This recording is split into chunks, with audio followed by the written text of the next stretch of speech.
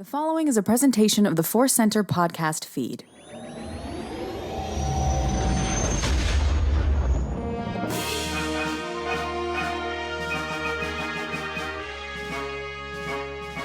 From the center of the galaxy, this is the ForceCenter podcast feed, and this particular episode is the Book of Boba Fett report. I'm Joseph Scrimshaw. I'm Ken Napzok. We are going to hang out with an old friend in a new place on this episode.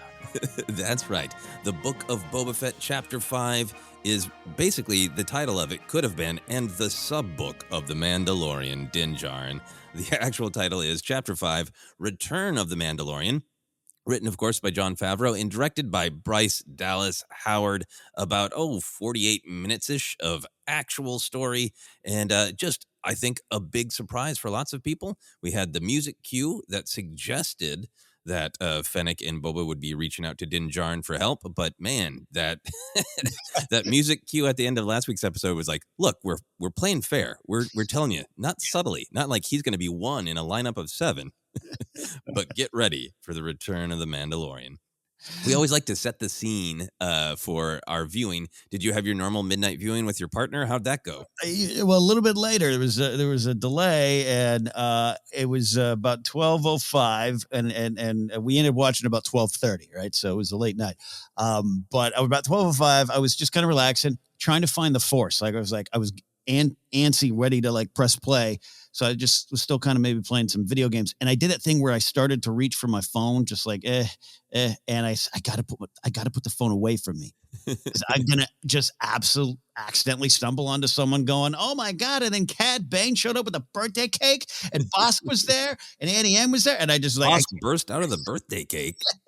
Yeah. So that was the big challenge, to finally sit down and watch it. And both Grace and I, my fiance, my partner, gosh, she's a Phantom Menace kid. That was her first Star Wars film, and she just flipped for so much in this episode, and it was fun for her, fun for me to watch her go through that, and then fun for me as well.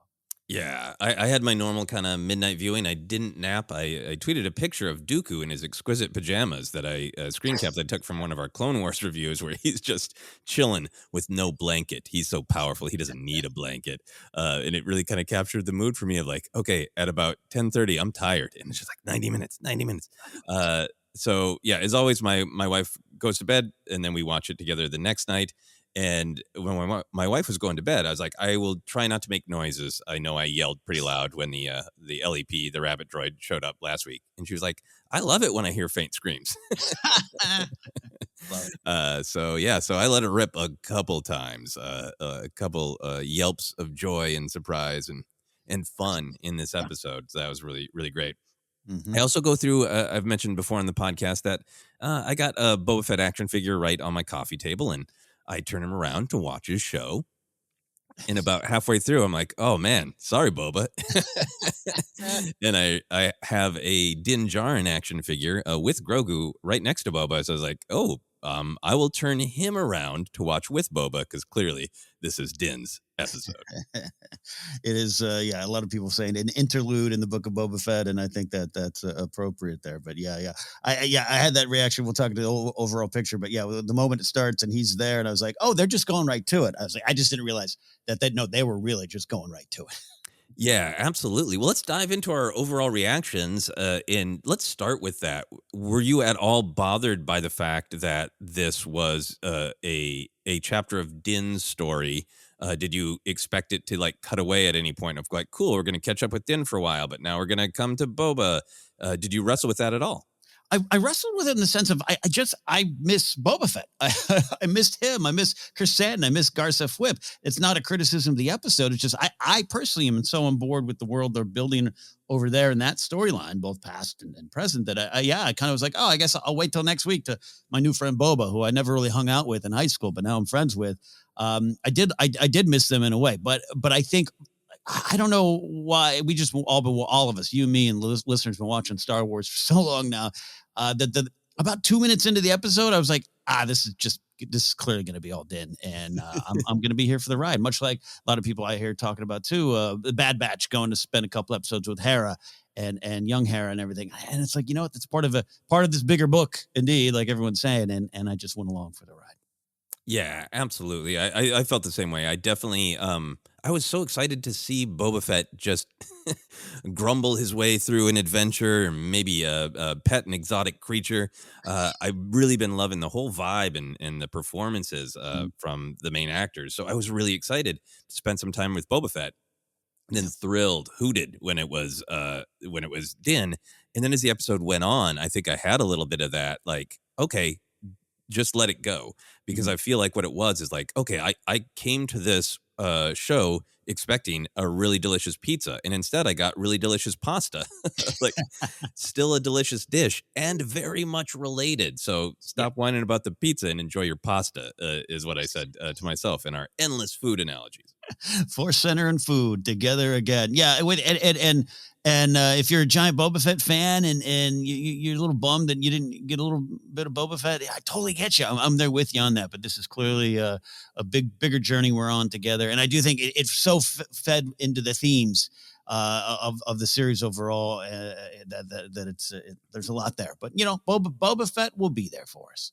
Yeah, absolutely. The Pizza Fett will be back. Um, yeah, and I think the reason that I also was really enjoying it was it didn't just feel like, a backdoor pilot for season 3 of Mm, Mandalorian. It raises lots of interesting questions about the shape of this story, but I feel like the groundwork was laid, honestly, by having some imagery that's explicitly from the Mandalorian, right? Those stormtrooper helmets, seeing Pelly walk by with the pit droids. Obviously, moments that are from Mandalorian that we saw in the flashback with Fennec. Right? mhm. There's been a lot of clues that, like, look, these are really connected shows. It's not just that they have been in each other's shows and that they know each other. That this is a part of this kind of Mandoverse, for Mm, lack of a different term. And I thought it was great that it moved ahead, not necessarily the immediate Boba Fett story, but it moved ahead the big picture plot of the Mandoverse a ton, making a lot of canon things that had been, or sort of lore, past story things that had been talked around the edges, making them explicit, making it crystal clear. And biggest thing for me, and one of the things I loved most about this episode, is I felt like there are similarities, there are thematic connections in the journey that Din and Boba are going on. And this episode felt to me like it was saying, like, yes, we know. yeah. And that's why this is one story. These are two warriors Mhm. who are struggling to go through change, and they value being warriors, they value being hunters, but they want to be something different. And I feel like those comparisons were made concrete in this episode. Yeah, to sync them all up. Indeed. Yeah. And look, overall, this was just such a fun experience as a Star Wars fan and a viewer. This was, you and I were talking off air. This episode could be called Deep and Silly. And all through it, you kind of mentioned some of the bigger answers. Even if some of the answers weren't concrete, it just was more layers onto some of the answers we're getting or going to get. And this episode made me go, ooh, okay, a lot. I went a lot, just, okay, gotcha. Yeah, and for me, it was a nice episode of remembering that patience pays off when watching these shows. I mean, Mhm. it's was 2 years before when a mysterious feet walked up to Fennec Shand, right, and that paid off in the last episode that we watched. But this, episode really paid off to me. Things like, that canon concern of, well, why is Bo-Katan so insistent that the Darksaber needs to be won through combat, since she was just handed to it before? And that had been, a point of frustration for some fans. And for me, it was just like the helmet removal thing of the first season of, like, but the Mandalorians, like, almost always when those things come up, those what sound like canon or character inconsistency, those are actually juicy, interesting stories, and we just need to wait. Yeah. Yeah, not quite a side mission in a video game, but just like you'll get that later on. You'll pick that back up. We're building, and I still think all these episodes stand up on their own. It's not they're not completely reliant. This episode, you talk about being a backdoor pilot.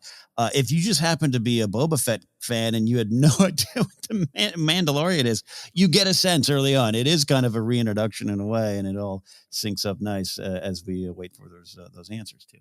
Yeah, absolutely. I think for me, one of the other things you mentioned it, we were talking about it off air because it's such a huge thing of why I love this episode is that it was obviously is this glorious buffet of eras and stories and storytelling mediums that were all coming together. That was great, but I feel like it was just much like that Clatoonian at the beginning. It was this episode was severed in half. Yeah. Of that first half was some of the most just visually exciting Star Wars stuff.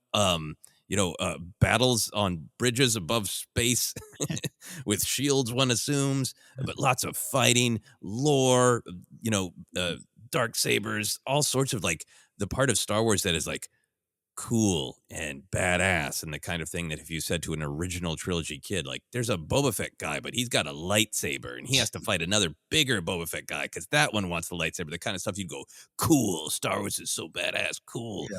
And then the second half is just so much. Let's embrace that Star Wars does have comedy. Let's embrace that vibe of everybody matters. The cute characters have opinions and perspectives too. It's fun to race and go wee, It is so a combination of the brutal and cool and badass and like the heartfelt and the whimsical, and it all ties together. It really does. Once again, I know I said this last week, but this felt like Star Wars animation, which means if you're a Clone Wars and Rebels, person, you're on board. If it ain't your bag, man, the series might not be for you. I keep kind of going back to that. What I just mean by that is what you're describing is I think Clone Wars and Rebels, because it had it played in a different arena a little bit. It was heavy into lore, and that crashed into silly droid comedy, AP5 singing in space, and all those kind of things. And not everyone sits and watches those animated shows. I get it, and sometimes it's just not for you. I'm not a huge Pixar fan. I don't connect with it as much as other people do. And I've had those conversations with friends who are like, I've seen the Clone Wars. I don't connect with it. I don't connect with Rebels. The layout, everything, a lot of things presented in these episodes just have that same spirit to me. Not that stuff's not in the movies. It's very much in the movies because they're all connected in that way, that emotional canon. But I just watch these, and I think because I'm in a different spot with Meber Gascon, I'm than I was 10 years ago. I think I'm having a lot more fun with these episodes than I think I would have had 10 years ago. Yeah, absolutely. I think it rewards accepting and embracing the vast tonal scape of Star Wars, that you can enjoy these different tones. And what I thought was particularly great about this, Ken, and maybe we can get into it more as we talk about the big picture themes, but I wanted to mention it at the top, is it felt entirely cohesive because it felt like those tones were not just mixed in because those are the tones you can play with in Star Wars. It felt extremely purposeful. Like I'm not saying this from an age perspective, but more a relationship perspective. This episode to me felt like Din Djarin's two moms, like these two maternal influences, and the tone is emanating from those characters. The armorer is harsh and unyielding. Things are her way, and this sort of child figure in relationship is supposed to find a way to follow every rule of this cult, right? And I'm just letting out an opinion there, saying a cult. We'll talk about that more too. Or I didn't fight you. I was nodding, going, "Yep, that's a cult." Yeah, substitute another word so I can finish making my point if you need to, dear listener. This organization, this faith, this structure, that the armor is very firm and unyielding. Do it this way. This is the way. And then in contrast, Peli has this very playful relationship and still encouraging and still imparting wisdom, and like, yeah, she's got an agenda. She's trying to sell the thing, but she's really trying to just be like, hey, think about some things some different ways. They both encourage him to adapt and change, but the tone of the armor's harsh and unyielding presence and Peli's playful and encouraging, why not energy is, to me, it makes those tones have like meaning. They're not just tones for variety. The tones have meaning to what Din is going through. 100%. Yeah, I think this episode should now be called "My Two Moms," and like I almost mean that seriously. And before we get dangerously close to discussing themes, I think there's a lot to take from them as a Star Wars fan, especially as Star Wars deals with generational change in its stories and outside of its stories. To my own personal journey of 10, 12 years ago, I would have been like, this, some of this stuff is really stupid and silly. Not, and then I would have been like, this dark stuff, this is the way. Otherwise you destroy Star Wars. And to just kind of to move and grow and change with it. This episode's telling you that. This episode's showing that, and it's all part of it. That's just something from my perspective too. The style of the show too, I want to discuss a little bit more, Joseph. Favreau is this is his series. This is the thing he's writing. There's a staff writer. This isn't something built in a room. And I am overall a big fan of his stuff. Going back to Swingers, I'm a really annoying Swingers fan. A little bit older movie, 25 years. Not everything holds up in it. I get that, but love that movie. And that is a very deliberately, awkwardly paced slice of life story. It's a great way to describe it. You described that off air to me, Joseph, as well. Slice of life that is just, it's just really, it knows what it's doing and it does its own thing and it doesn't follow a lot of typical structures. And I see, believe it or not, see Swingers in Book of Boba Fett and Mando, but I see that style so much all the way through. Yes, instead of Din saying at the end of his flight through Beggar's Canyon, instead of saying "that's so money," he said "wizard." He says "wizard." But that thing of let's go to Vegas for a part of the movie. Let's go clubbing. Let's go play hockey with our enemies and repeat. It's all these just slow building things that all move to one emotional. It has an emotional through line, but it builds to an emotional climax. Yeah, I think it's great to bring up that history of Favreau's storytelling. And I think this is one of those things that I like really, really understand if it doesn't work for people, because it is a different kind of storytelling. But for me, it really does work. It's a totally valid style of storytelling. It is slice of life. I think it's this approach that there can be meaning in every moment of a life, particularly when you're following a handful of main characters and you're seeing what truly affects them. Sometimes what affects them is a big climactic battle, a parting of ways or a joining of forces. But sometimes it's a quiet conversation. Sometimes it's what they're reflecting on while they're traveling. And it's this, we're still in a space fantasy, but it's those moments that make it feel real to me, because we all live our lives that way. Sometimes the biggest moment of our day can be on a bus when we're just thinking, right? Or when somebody who doesn't realize that they are having an important conversation with us says something that blows our minds, right? Yeah. And it's like in this internal way. So I think it's this real valuing from Favreau, going back to Swingers. I think you're so right, of telling this story of just like, I'm going to show you the event that happened to this character. Sometimes it's big and shocking. Sometimes it's small and quiet, but I just want you to sit with this character and feel what they're feeling and think about why they're acting the way they are. And for me, I don't think that's slow. I don't think that's bad story structure. I think it's a breath of fresh air, because I think a lot of current screenwriting wisdom and dogma, particularly when you're like I actively am doing right now, as this comes from a place of knowledge, actively trying to sell, there can be a lot of like, the script should move exactly this way. This thing should happen on exactly this page. Every scene should have a ton of conflict. Every scene should heighten and build. And those are all good things. That is one way to build a script, but it's not the only way to tell a story. And I feel like this is taking this other slice of life approach, and I really enjoy it. Understand if other people don't. Yeah, it's almost as if the phrase "this is the way" is constricting. Anyway. It certainly can be. Certainly can be. Yeah, great. I'm really glad that you brought that up. I think it's a really fascinating thing to think about, as there are many opinions about this show, and I think that tone, that pacing, that storytelling style is a big part of the divergent opinions on this. Mm-hmm. Yeah, and look, if you're not there, you're not there. That ain't no problem. Yeah, exactly. So let's dive in then. We talked a lot about our overall reaction to this episode and to the general style of storytelling, but let's dig into the big ideas, the themes, what's at stake in this particular chapter of the Book of Boba Fett for you. Look, it's so funny. I add on to the previous notes, right, from last week. And so last week's themes of together versus alone, don't find change, find your place in change, fighting for something, which were the way I took the themes from last week. I almost was like, I almost don't want to erase them because they're all there. But now Din's journey. So in that place, I just going. I always love listing the titles here of my themes, and we'll dive on in here, Joseph. But loss of place, loss of family, loss of purpose. I mean, literally, the first line is "You looked lost." You look lost. Like literally, the first line of this episode. Growth, change, and building new from old is important to me. But I love, but the My Two Moms thing. This is that section, right? And the way you approach growth and the way you approach change and building. And what's important to me is so much going back to the loss of place and loss of purpose.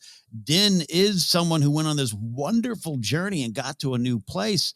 And then that journey changed dramatically. And to feel kind of adrift after that is so realistic to me and such a powerful theme. Final one, little one I'll toss in is honor begets honor, which is just, I think, a nice way of saying it's the art of building up versus destroying, and also a little bit of how and why you wield blades, weapons. And oh, yeah.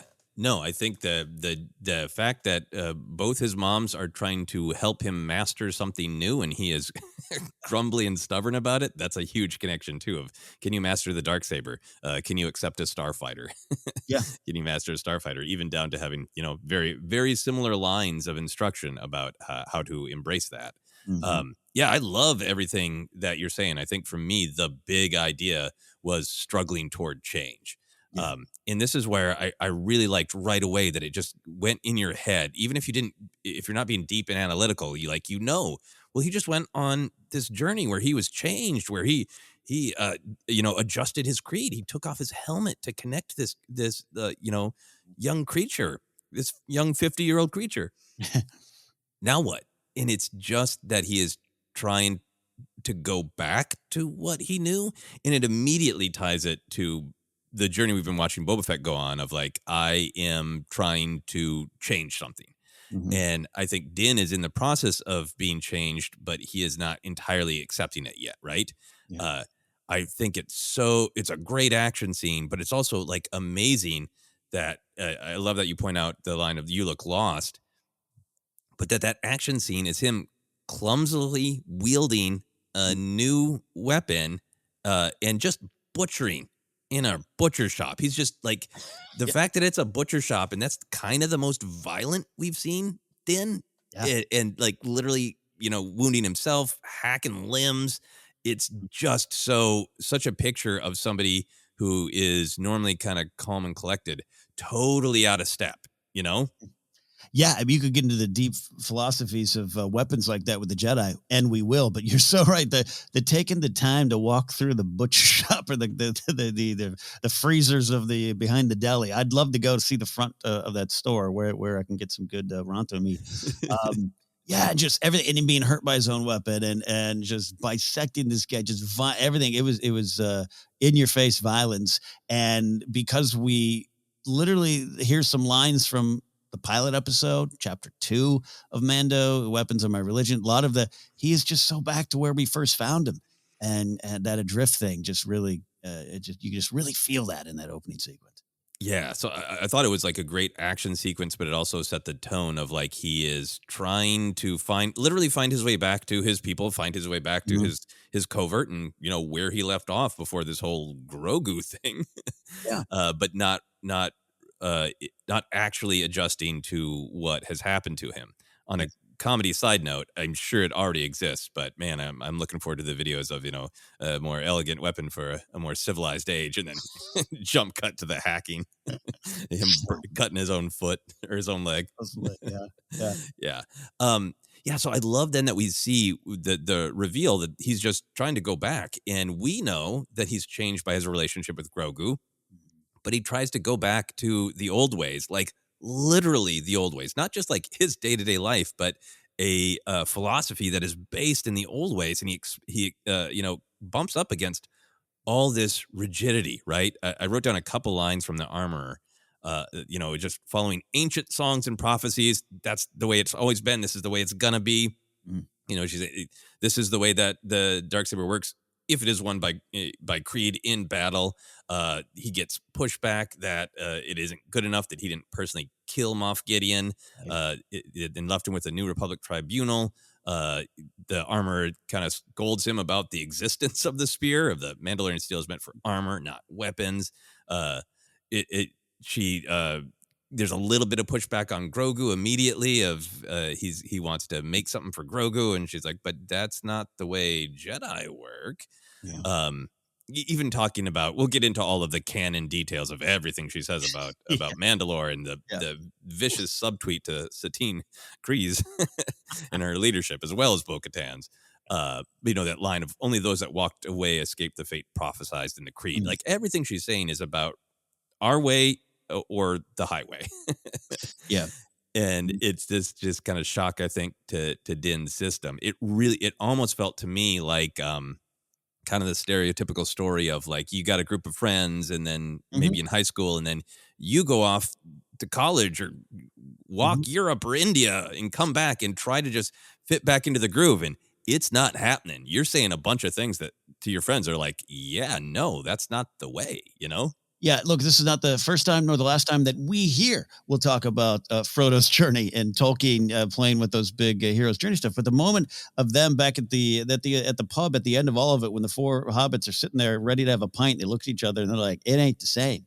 That is such a human experience, and you tied it to going back to high school buddies or hometown or something like that. Is such a human existence, and I really felt that with Din going back. You think I did what I'm supposed to do. I went on my journey, I completed my task, I grew. Now I'm back. I'm picking up the pieces where I was. Not even getting to the stuff that the armor is saying, but just him sitting there. He's alone in that pub with a pint going, I don't belong here anymore, but that's hard to face. That's hard to accept. Yeah, exactly. And it's so well directed by Bryce Dallas Howard to just written by Jon Favreau to get to that pressure point where he can lie or he can tell the truth. He's changed and he can't be there anymore, right? Yeah. So I love that Din Djarin is kind of he's a little bit in contrast to Boba Fett. Boba Fett has, like, he actively wants to change. He is in fact trying to bring the change that happened to him to the entire criminal world of Tatooine and Mos Espa. And Din is aware that he's changed, but he hasn't fully accepted it, right? And he's just got this kind of stubborn streak. And one of the things I love about Din is he is so cool, Mandalorian badass, but also you just kind of get that the feeling that he's the kind of guy that you'd take to a restaurant he's been to before, and he orders the same thing and he grumbles if you insist on getting something new. Like, there's this charm to him that he's like, geez, but I like it this way. And I think that comes through again when he's struggling to adapt to the Darksaber. And this is the one time where the armorer is kind of advocating that he does need to learn to change, right? When she says you were fighting against the blade, and that great quote of persistence without insight will lead to the same outcome. Yes. Which is, I think, good advice, but maybe a little hypocritical from the armorer. And then then he's going through those same, once he has to leave, he's going through those same things, adapting to even the idea of having a starfighter, the idea of just like, I wanted a Razor Crest. I wanted the exact same thing again. I wanted my hamburger at the diner I know with the toppings I like. And that journey then with Peli really convinces him to try something new, and has that very similar line to the armor where Peli says, you're used to a gunship, but she's a starfighter, fly her like one. It's just a great mirror of, this is a different weapon, fight like you're using the weapon that you're using. Right. Yeah. 100%. 100%. And I saw that, other than just the, I'm staring at my N1 Starfighter on display on my shelf right in front of me here. I love the N1 Starfighter, other than just the fun of seeing that, for him to say it's a pile of junk, but it really is something that was once hand constructed, built with great purpose, and it was lost and now it's found. And that's kind of where he is at that point, in contrast to what you're saying with the Darksaber and the training from the armorer, which is darkly themed, and I see the armor trying to impede a lot of his forward momentum and growth, as well as maybe protecting herself in her way too. It's so fascinating. Yeah, and I think that's this great contrast with these relationships where, the armor is encouraging him to be a little less dogmatic when it comes to how to wield the blade, but besides that, everything is dogma, right? And she's like, you stepped out of line, you have to leave. I got a quest for you, of course, because I always do. We'll talk about that as well. But you got to leave, right? And in contrast, Peli encourages him in this fun, playful way to try something different and to try something specifically that could be joyful, that isn't like all about purpose and honor and survival. It's just, this might be fun. Try something different. And he's rewarded by joy. And he allows himself to change. He allows himself to enjoy that ship instead of just grumbling that it's not a Razor Crest. Yeah. And it builds to, a line that some people in Star Wars love, and a line that some people have made fun of for decades now. And it is just laden with meaning to me now when he says wizard. He allowed himself to change. He got some joy. Wizard. We will talk about the wizard of it all. Holy moly, I love that. No, I love what you're saying. I'm also hearing myself at a restaurant going, Ken, do not order the chicken parm. Try something new. And you ordered scampi. You got to take it in like scampi, all right? It's a different meal experience. The shrimp are heavy. Don't fight them. Look, you're going back to the armor. If we want to start diving into some of that stuff in this growth and change and building old from new, and love to hear all the stuff you found in this too, Joseph. But I just want to, she literally takes his weapon, and because it can pierce her armor, and she takes away something from him that we saw him earn. He earned this. It was a part of his growth. It was part of an addition to who he was becoming. And she's like, great, let me take it. You can't have this. You can't have this. Like, literally takes back his change. I think it's a bond forged with, Ahsoka, a Jedi, for the purposes of this. I know there are lots of discussion about her line in Rebels of I Am No Jedi, but that episode's called The Jedi. Yeah. That's the discussion. In theory, enemies of the Mandalorians, right? Yeah. But he made a bond with her, and I think the spear is also a symbol of that. Right. Yeah. Absolutely. Yeah, I think this what you're picking out and all the imagery of things being broken down and reforged is really great and spot on. And yeah, what's happening to the spear and what's happening to the ship is really got some great rhythm to what's happening to Din and what's happening to Boba Fett and what he's trying to pass on to other people. This ability to change. Yeah, and I love that too. Like, did you go make a new friend? No, I'm going to break that bond. Is this a friendship bracelet? Those are not allowed.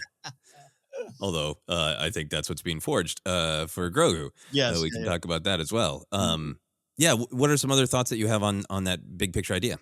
I just go with the whole stuff of the armor too, just to see it starts getting into the lore. We'll try to separate that out as best we can. But there was that line of her saying, "Only those that walked the way survived," is what she's talking about the bigger picture. And I just take it as, if you only stayed with stay the same. If you only stay the same, that's how we survived. And there's maybe some literal truth in that, because they're on a moon and not on the main planet. I get that.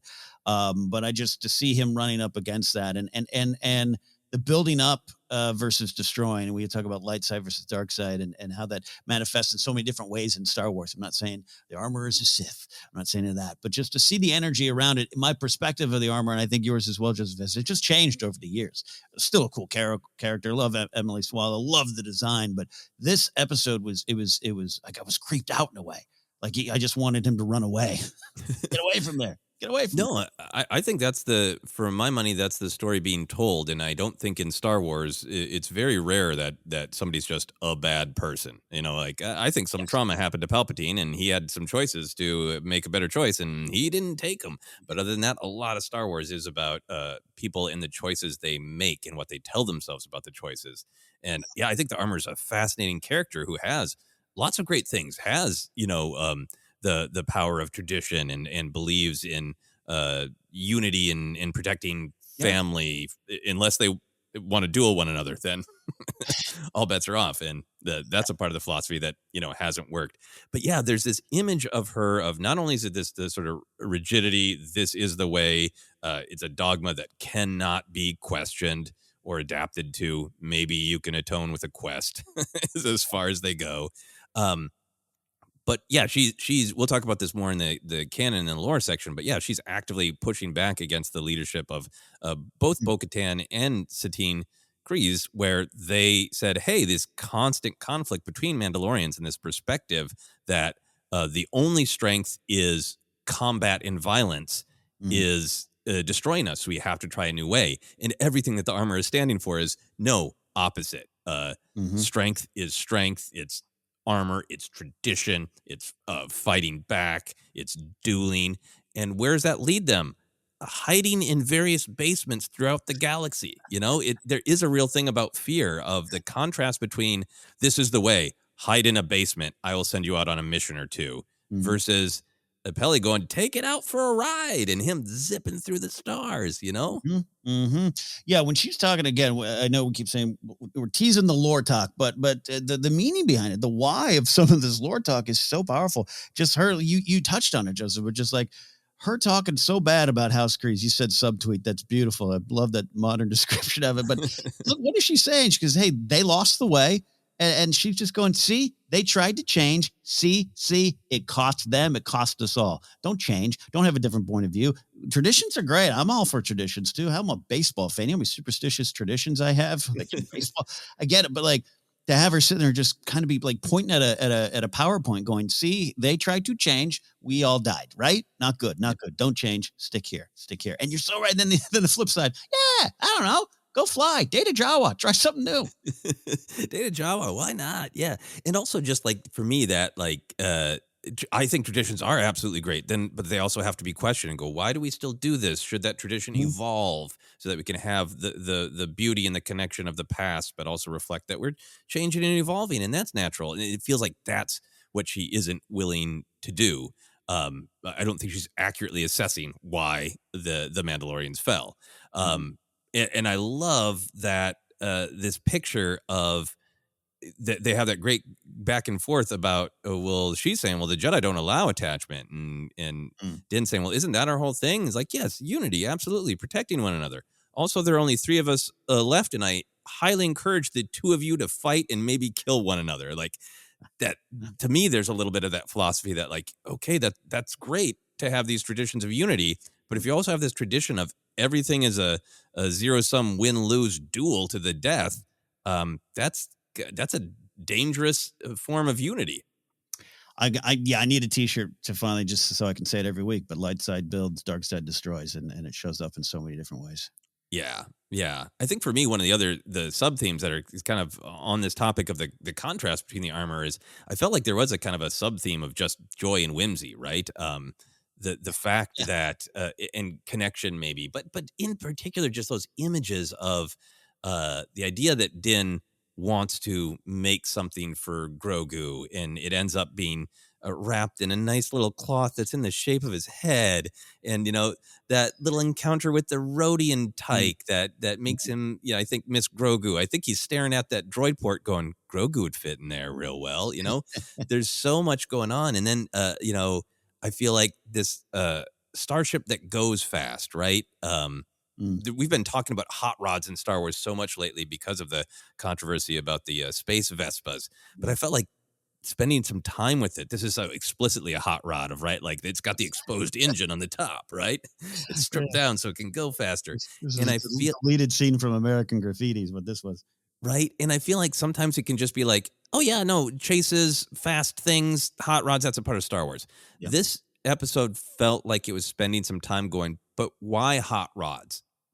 What did they represent in the real world? What do they still represent? And many things, but one of the things is this idea of freedom, this idea to strip it down to see how fast you can go, right? And the fact that we get to see that not only through Din allowing himself that fun, but to then see it through the eyes of that little Rodian tyke going, that'd be great. And then he's having so much fun, he gets pulled over by the cops. Yeah. Which we'll also talk about. But I just feel like it got into kind of the why of hot rods of saying, hey, let's ignore some of the red tape. Let's ignore some of the scolding about this is exactly the way to enjoy yourself. And let's have some fun. Yeah, no, there's this fun. There's this journey in building it, right? I am not one of those car guys. Appreciate it like nothing else. I love going to a car show and seeing classic cars. But what is that? It's a connection. It's a building. It's handmade. How many times did Pelly say that about the N1, right? And that's Yeah. kind of one of the thoughts of one of those older cars, or when you rebuild it, you buy it at a junk lot and rebuild it yourself. There's a powerful connection to it. It is accomplishment in that growth and in that rebuilding. And I absolutely think it's on display, because I had that moment. There's a moment where that the sequence is going long, right? And Mhm. and it kind of dawned on me. It's like this is really going long. And mind you, I love the rebuilding of IG-11. The Quill speech is one of my favorite things in Star Wars. The long kind of sequence of even the Rancor and Boba Fett of just, we're really taking our time. So I had a moment. I was like, this is going long. Then I paused. I was like, Ken, ask yourself, why is it going long? Lessons at 1 a.m. when you're watching Disney Plus. Like, why is it going long? And yeah, I agree with you. And again, so much joy. The handmade, the learning, I think it does demonstrate some growth from Din. This is not the first time where a kindly figure who's trying to teach him something says, "Yeah, roll up your vam braces and help me." Right? Yeah. This is very reminiscent of Quill going, "Yeah, I can put it back together, but you should help." Right. Yeah. Uh, I also feel like within that long rebuilding sequence that had, some comedy, had some fun, had that great message that I think you picked out about rebuilding. I also felt like it had a bunch of information that is really important to the overall Boba Fett story, right? And this idea to me was kind of this reminder that the people of Tatooine matter. A lot of it sounded like fun and jokes, but that was what was at its heart, right? That moment with Pelly really kind of describing who she is as a person, that she's not just a device for comedy. She's a person. She's dated. She's never been off world. She's a local gal, but she still had a great life. It's just really reminding us to value her as a person, as a person of Tatooine in particular. Mm-hmm. The Jawa dating stuff, it was fun and funny, but it was also like a little bit more of treating them with respect, right? And saying they're not just scavengers to be shooed away. They go and get that part for Din, and he calls them gutsy little fellas. That's like really raising the value of saying, like, they matter too. They're not just like background annoyances, right? Yeah. And then also in this, working in the talk of the Pike's Terror, right? Mm. Of Pelly saying, ever since they've been moving spice through the system, everything's gone to hell. Everyone's afraid of them, and law enforcement won't get near them. That's important stuff to the story that we're watching, to remind us that Boba Fett's gone on a journey where, like, there have been people here since the oceans dried, and it's their planet. And even the people in town in Mos Vespa, even though those are settlers who only came here, haven't been here as long as the Tuscans, but they matter. Those kids who don't have work on their space Vespas matter. Pelly matters. The Jawas matter. The pit droids matter. Everybody matters, and that's what Boba Fett is going to be fighting for. It's not a throwaway line at all, right? It is a continued on Boba Fett. Right. Yeah, one of my favorite lines of hers is, Tatooine is a garden of many bounties. And I said this before, I'll say it again. I absolutely love when we go visit Tatooine, and I love learning more about it, because to me, it represents every start of a journey. It represents every small town or a corner where you just kind of don't feel connected to the bigger picture, and you want to find yourself there, and it's big, and it's got so many stories to tell, and it feels like home, because it's Star Wars in a lot of ways. For Star Wars fans, right? It's home. It's where we all began, kind of. That's whether you're in Phantom Menace or New Hope. We spent a lot of time there, and for her to say Tatooine is a garden of many bounties was a good topic sentence for me. Yeah, from A New Hope to The Phantom Menace to Return of the Jedi, it is a bounty. Last big idea for me that I thought was really interesting, Ken, was just kind of this idea of these hunters who are on personal missions now, right? Mm-hmm. Like the whole, one of the large points of this show, I think, the Book of Boba Fett, is that Boba Fett doesn't want to be a hunter anymore. He doesn't want to be a hired gun. He wants to choose his battles. He wants to take control, right? And I think Din is going through something similar. Of, he's not just going back to hunting, because I was really curious at the top, like, he's got the tracker, he's got the puck. Is he just back to hunting? Like, no, he's doing his normal Din thing, Yeah. where he can't get directions without a quest. It's funny, but that's his thing, right? But we realize he's not hunting. He's not being a bounty hunter. He's looking for his people, right? Yeah. Yeah. And he goes through kind of a similar thing with Boba Fett. Everybody keeps trying to, in different ways, bounce Boba Fett back down to a hunter, right? The mayor tries to give him money. The watermonger, Lortha Peel, tries to kind of manipulate him into just getting rid of those kids for him, like a bounty hunter. And that Ishi Tib, the gangster at the beginning, kind of tries to keep him in the hunter box too, of like, sit down, have dinner. We have other jobs for you. Yeah. But Din is on a personal mission to find his people. And then once that is not going the way he wants, he's back on this mission to like, I want to go connect with Grogu and make sure that he's okay. And by the end of this adventure, when Fennec approaches him and offers him money to help Boba Fett, there's this great moment where he says, tell him it's on the house. Everything we've seen with Din Djarin, his life has been extremely transactional. He still can't get just basic directions to where elevators are without killing 5 guys for somebody else. Everything's a quest. He can't get out of the bed without a quest, right? His whole life has been transactional. And then when Fennec offers him a transaction, he's like, no, it's on the house. This is personal. I will do it out of choice and friendship. And that journey is really mirroring what's going on with Boba Fett.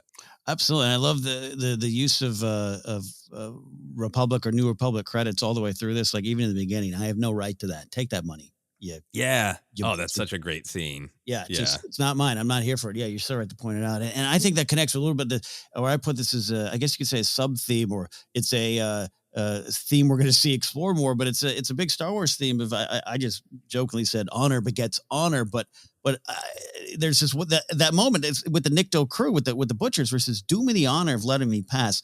Give me this honor. I'll give you the honor of those credits that aren't mine. That's a smaller version of it here. But what's at play here with this? We talked about Boba Fett when he came back.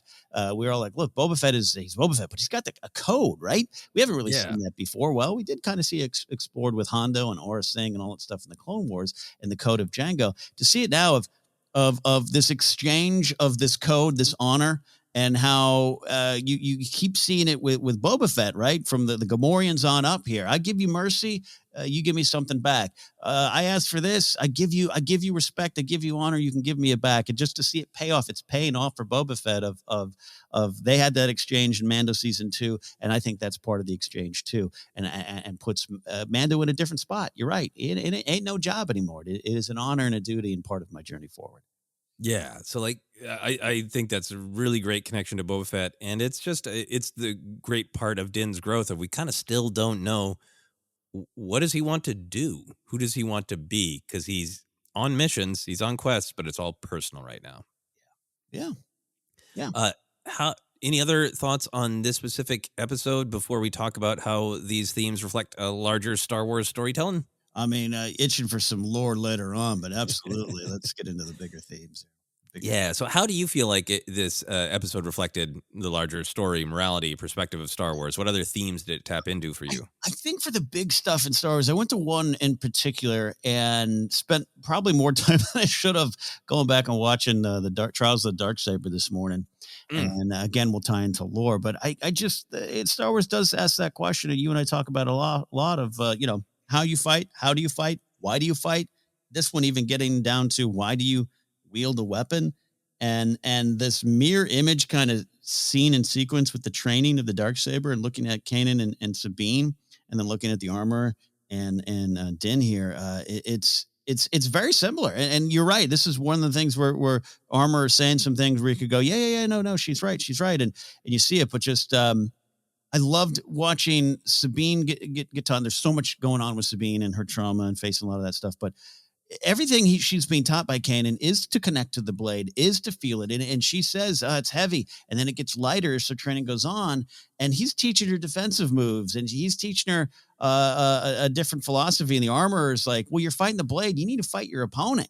And yeah, he's learning some defensive holds as she's striking him with her gear, but it's just the image about it just ties into this larger picture of Star Wars. If we talk about it, the Jedi ask themselves these questions: why are we fighting? How are we fighting? How are we choosing this fight? And the rebels have to ask themselves this: how do we fight? Is it like Saw? Are we going a little bit over the edge, or are we Nora Jabel and not fighting? Like, what are we doing? and how we fight. And I just love seeing that at play, as it always is in Star Wars. Yeah, no, I'm so glad that you had time to rewatch that. I so wanted to because it was as many people responded to it. Like there are rhythms here, but I love that you had time to watch it and particularly pick out that by the armorer's philosophy, she is teaching Din to that strength is attack, right? And Mhm. of course, Kanan, as he is coming more and more to peace with his Jedi ways, is teaching Sabine defense. That's such a great pull. Mm.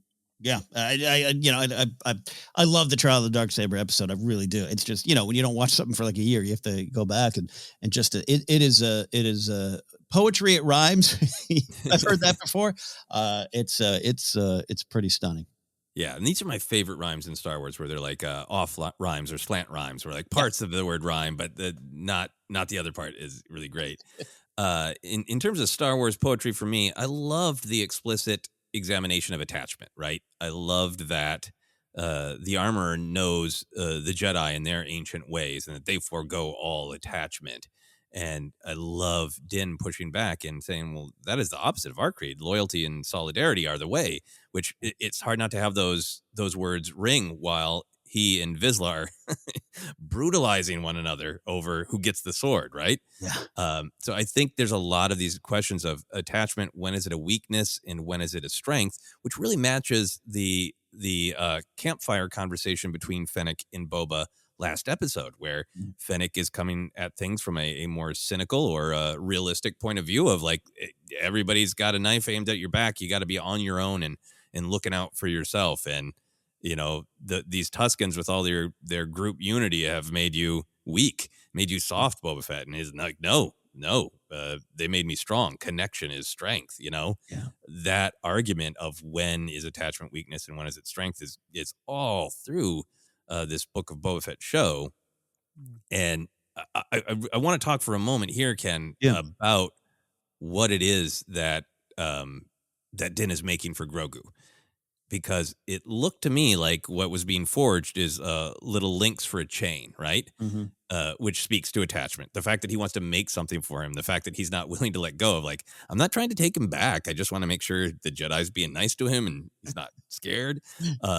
The fact that he is making something for Grogu that is potentially an image of attachment, a link of chains, and then just my wild spitballing. I think he's making him a necklace, and the silver ball is going to be the jewel. Oh, that's beautiful. My initial thought was, is she making him elven chainmail? Like, what? Are we really in Lord of the Rings? No. You really wanted ear piercings, didn't you? Didn't we know that about Grogu? Yeah. No, I 100%. That's a great prediction that I'm going to put all my chips on at the roulette table here with Lovey and the Codebreaker, because I think that's a beautiful thing. Yeah, and especially on second viewing, it's clearly more links than in that little bag. Nah, it could be chainmail, but no, I love that. Yeah, and the connection, and then a chain. Literally, as Fleetwood Mac would say, "Never break the chain, man. Never break the chain." Yeah, and it makes me feel like, oh, well, he's like, I didn't leave him something to remember me by. I'm just gonna go see if he's okay and give him this. I forgot to give him, the ball that I rescued for him, and I want him to remember me. Like, it feels like he just wants to have that, like, hey, I'm here for you, kid, if you ever need me. Not that he's totally incapable of letting go. Yeah. Other idea here for me is always, I really like these Star Wars themes of kind of the organic and flowing versus the rigid and the mechanical. And I thought that tied a lot of this episode together. The fact that, every single thing that Din said pretty much was wrong, according to the armor and Vizsla, right? And all of these rules, and like, yeah, that's not what the Songs of Eon Spa say. And then that combined with the New Republic red tape, right? Of title tabs, relinquish control, all of that sort of that rigidity is in great contrast with Peli being like, I don't know, we'll try a different way to do it. Hey, this baby's pre-Empire, she's off the grid. Like, there's so much of a sense of the organic and flowing when he's zipping through Beggar's Canyon in this totally, modded out ship. Yeah, absolutely. That exchange is great. We'll talk about my man Carson Tevis showing back up again. But even then, he's trying to do a little bit of an honor exchange, right? Let's go. By the way, your voice is familiar. You want to talk? No? Okay. Well, there he goes. I love that. Yeah, no, I don't think Carson's trying to bust him. I think Carson's trying to figure out what's going on the outer rim, but we Yeah. will definitely chat about that. Any other big picture thoughts on that? No, love it. Just this episode had so many layers going on. Just what made it so fun, and I just love some of the themes, kind of helping clarify, give more information, and maybe even reframe some of the stuff you saw before, particularly with the armor and Paz. Like when Paz asked did you kill him about Moff Gideon? It's just like you just see so much of what's at play, the larger picture there. It really is. Did you do it the way? Yeah. Yeah, that's such a great conversation too, because Din is like, well, yeah, I mean, I gave him to a New Republic tribunal, and they'll probably kill him. Like, isn't that good enough? No. Yeah, and the armor going, we shall see. Yeah, we shall see. A little bit of a Snoke quote there. Yes. So we always like to check in briefly on the chapter title. This one, Return of the Mandalorian. That is a pretty direct nod to titles of the past. Yeah.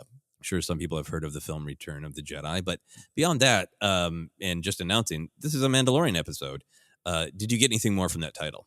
I mean, yeah, you get it's self-explanatory. Literally, just saying when the title popped up, I was like, oh yeah, they're going for it. I mean, I love tying it to some of the stuff too. I mean, with going into the lore section a little bit, but just her talking about the mythosaur returning and this idea of the people and the Mandalorian themselves scattered about the galaxy, and then to see it now here. A lot of it on the shoulders of Din, the current holder of the Darksaber. It speaks of what's going on in this episode and what might need to happen or could happen later on to me. Oh, yeah. I think there's so many lines in this episode that are going to be very significant, in the next 1 to 2 years of our viewing experience. Yeah, I really like the direct nod to, Return of the Jedi. Return of has these great adventure serial pulp roots is a title. But I also really like that it's mythic, right? This is about him trying to return to a life that doesn't quite fit anymore. And he, returns to Tatooine where he does fit. So I feel like I love focusing on that idea of return. It's not just Return of the Mandalorian to your screens, but it's his attempt to return to whatever his new normal is and really struggling to figure it out. Yeah, absolutely. Was there anything that you disliked or questioned? No, I legitimately miss Boba Fett. I just love hanging out with him now. Like I said, I used an example of I knew him in high school. We weren't friends. I didn't care for him too much, but now I'm getting to know him. Turns out not a bad guy. I like who he is. And I know what's going to happen next week. And in the big picture, when you sit and watch Mando season 1, 2, Boba Fett 1, Mando 3, Boba Fett 2, it's all going to be this wonderful picture. So no dislike, no question. Just I did miss him, but happy to dive into this episode without him. Yeah, same here. I missed him, but that is that's a momentary thing. That's a thing for, hey, this Tuesday at midnight, I was expecting to see Boba Fett. In the grand scheme of things, when you're watching this and you know how this tapestry weaves together, it is not a big deal at all.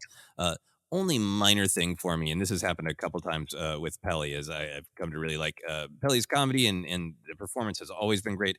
Every once in a while, the music goes a little hard for me in terms of telling me it's comedy. This is just a pedantic comedy taste for me of like, I trust the dialogue and the performers. I don't need the music to go too heavy to let me know it's a comedy. I would agree with that there, but yeah, my journey with Pelly's been an interesting one, and it's in a good spot now. Yeah, and the music's great. Even when the music letting us know something light and fun is happening, it's still great music. It's just a little personal taste thing of mine. And with that, I think we'll take a quick break, Ken, and we will be back to get into all that canon lore stuff that we keep saying we're going to talk about.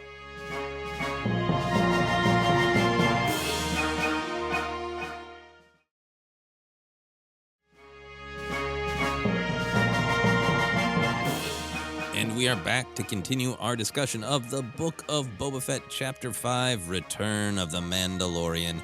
One of the really exciting things about this episode, Ken, was it had a ton of connections, building blocks, clarifications for canon and lore. It connected to multiple animated series, video games, all sorts of stuff. So I want to start with the Great Purge, right? Yeah. This is something that we have talked about on the show, that the show has talked about, and there's even been some like confusion about, well, is this something that happened immediately after the Old Republic became the Empire, just as it was helping to seize Mandalore, right? Right. Or is this something that happened later? These two different events, and I always thought it was kind of a later event, and I was really happy for this total clarity that this is something that the Great Purge, the Night of 1,000 Tears, is something that happened in the Imperial era, post Bo-Katan's appearance and takeover of leadership that we see in Rebels. So there's that big idea of when it is, what it is, but then the thrill of physically seeing it. TIE bombers, KX security droids, probe droids, utter horror and devastation. What were your thoughts on the Great Purge? Other than I suddenly wanted to watch Terminator 2. Loved it. No, to get the answers, to get it clear, just have it just framed in this way, whether or not it's all the facts are on the table. At this point, I don't trust the armor a lot, but hey, House Kreese did this. Bo-Katan got this Darksaber and didn't really earn it, and because of that, see, look what happens in the Empire. The interlopers got in between us all there, and to see that it's recent, to see that it is. And then already songs have been written about it, right? I guess. I Songs of decades recent, yeah. Songs of days last week, days of future past. I absolutely love seeing it again. Talking about just connecting to Rebels and Clone Wars, it just really felt like I was watching a continuation of those series and getting answers from even times back then. Yeah, and it's just such a great contrast of I haven't watched those Rebels episodes in a while, but kind of ending with Bo-Katan holding the blade up, right, and that willingness to fight back, and that didn't go well. And knowing that there's still so much story within that to be told, and then for me also just the thrill of like, we've seen TIE bombers bomb in various things, but like that is TIE bombers bombing to 11, and it is devastating. There's so much talk always about, just the overwhelming force of the Empire, right? Just the sheer numbers, the volume of them. And we see that in lots of different ways. But anytime that we see that, I love it. So to just see all those bombers bombing away was brutal and cool. Yeah, right. Yeah, it's always that weird thing. That's why I still have that Imperial hat, where like they got the cool toys. I don't like what they do with them, but they do have cool toys. It was a great use of kind of a memory, a flashback, whatever you want to call it. I just love that, and it reminded me of when we first learned of a lot of the stuff about the Darksaber in the Trials of the Darksaber Rebels episode, where Fen Rao is talking about it, and you kind of go to that animation. Just a good use of it there, and it weaved in and out nicely into the story. Yeah. So breaking up some of all this great stuff that was talked about between the armor and Din. So this sect, this group, she calls it a sect, so I'm not using a bad word there. She said, had our sect not been cloistered on the moon of Concordia, we would have not survived the Great Purge. So the Children of the Watch sect, I think their exact relationship with the Death Watch, if it's a new name, if it's a splinter group, exactly, I don't think that's entirely clarified. Right. But what I really thought was fascinating and wanted to ask your opinion about, Ken, is the armor in her various. We'll talk about Bo-Katan and her blaming Bo-Katan for everything. But she says a specific line that I think relates to the Children of the Watch sect. She says, those born of Mandalore strayed away from the path. And there has been this long history of the Mandalorians in canon, in legends, going back and forth between, is it a race? Are you born there? Is this genetics, or is it a creed anyone can be adopted? And it's the story has kind of gone back and forth, and now this whole Mandoverse, I think, has been an effort to say, well, that's an actual conflict in the galaxy, is different Mandalorians see it different ways. And I felt like what she was straight up saying is those idiots who were born Mandalorian screwed everything up. And we, the people who come from wherever the hell we want and adopt it because we prove ourselves, we're the ones who know the true way. Yeah, there was a lot of venom in some of the way she was describing it. This armor believes in this prophecy that if you win it the right way, you rule, and you get it the wrong way, no, not through combat or violence, but through other means. Basically to say if you don't take the power, you bring down the curse on the people. Love that perspective in the sense of just love getting her point of view on it there, and even the line, sadly, it only exists in legends, which is talking about the mythosaur prophecy. But I just love that line. It's almost like she's looking to camera. Sadly, it only exists in legends. But let's try to marry it. Let's take these two things and have fun with it. I think that's a good use of some of the EU and legend stuff that's out there, and say, yeah, oh, the fans fighting about it. Yeah, it's because everyone's fighting here. Like you said, Joseph, it's an in-world discussion. And then she spits out that phrase of just, he's claimed Bo-Katan laid claim to rule Mandalore based solely on blood. And the sword you profess. It was gifted to her, not by creed. I just love the dueling ideologies there.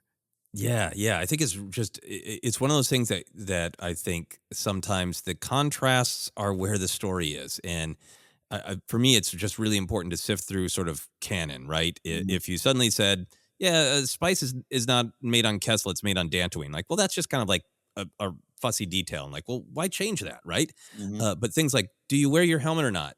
Does Bo-Katan believe that you accept the Darksaber, even if it was not won through combat? Like, those conflicts are where stories come from. Like, Yeah. I made a joke on Twitter of like, I think when we look at our own lives, we can kind of see the beauty of that. Of, imagine aliens watching my life and thinking it's a story and going, well, that guy said that he was going to be real healthy in the month of January, and he ate like 7 frozen pizzas, and he's skipped exercising like 14 days of the month.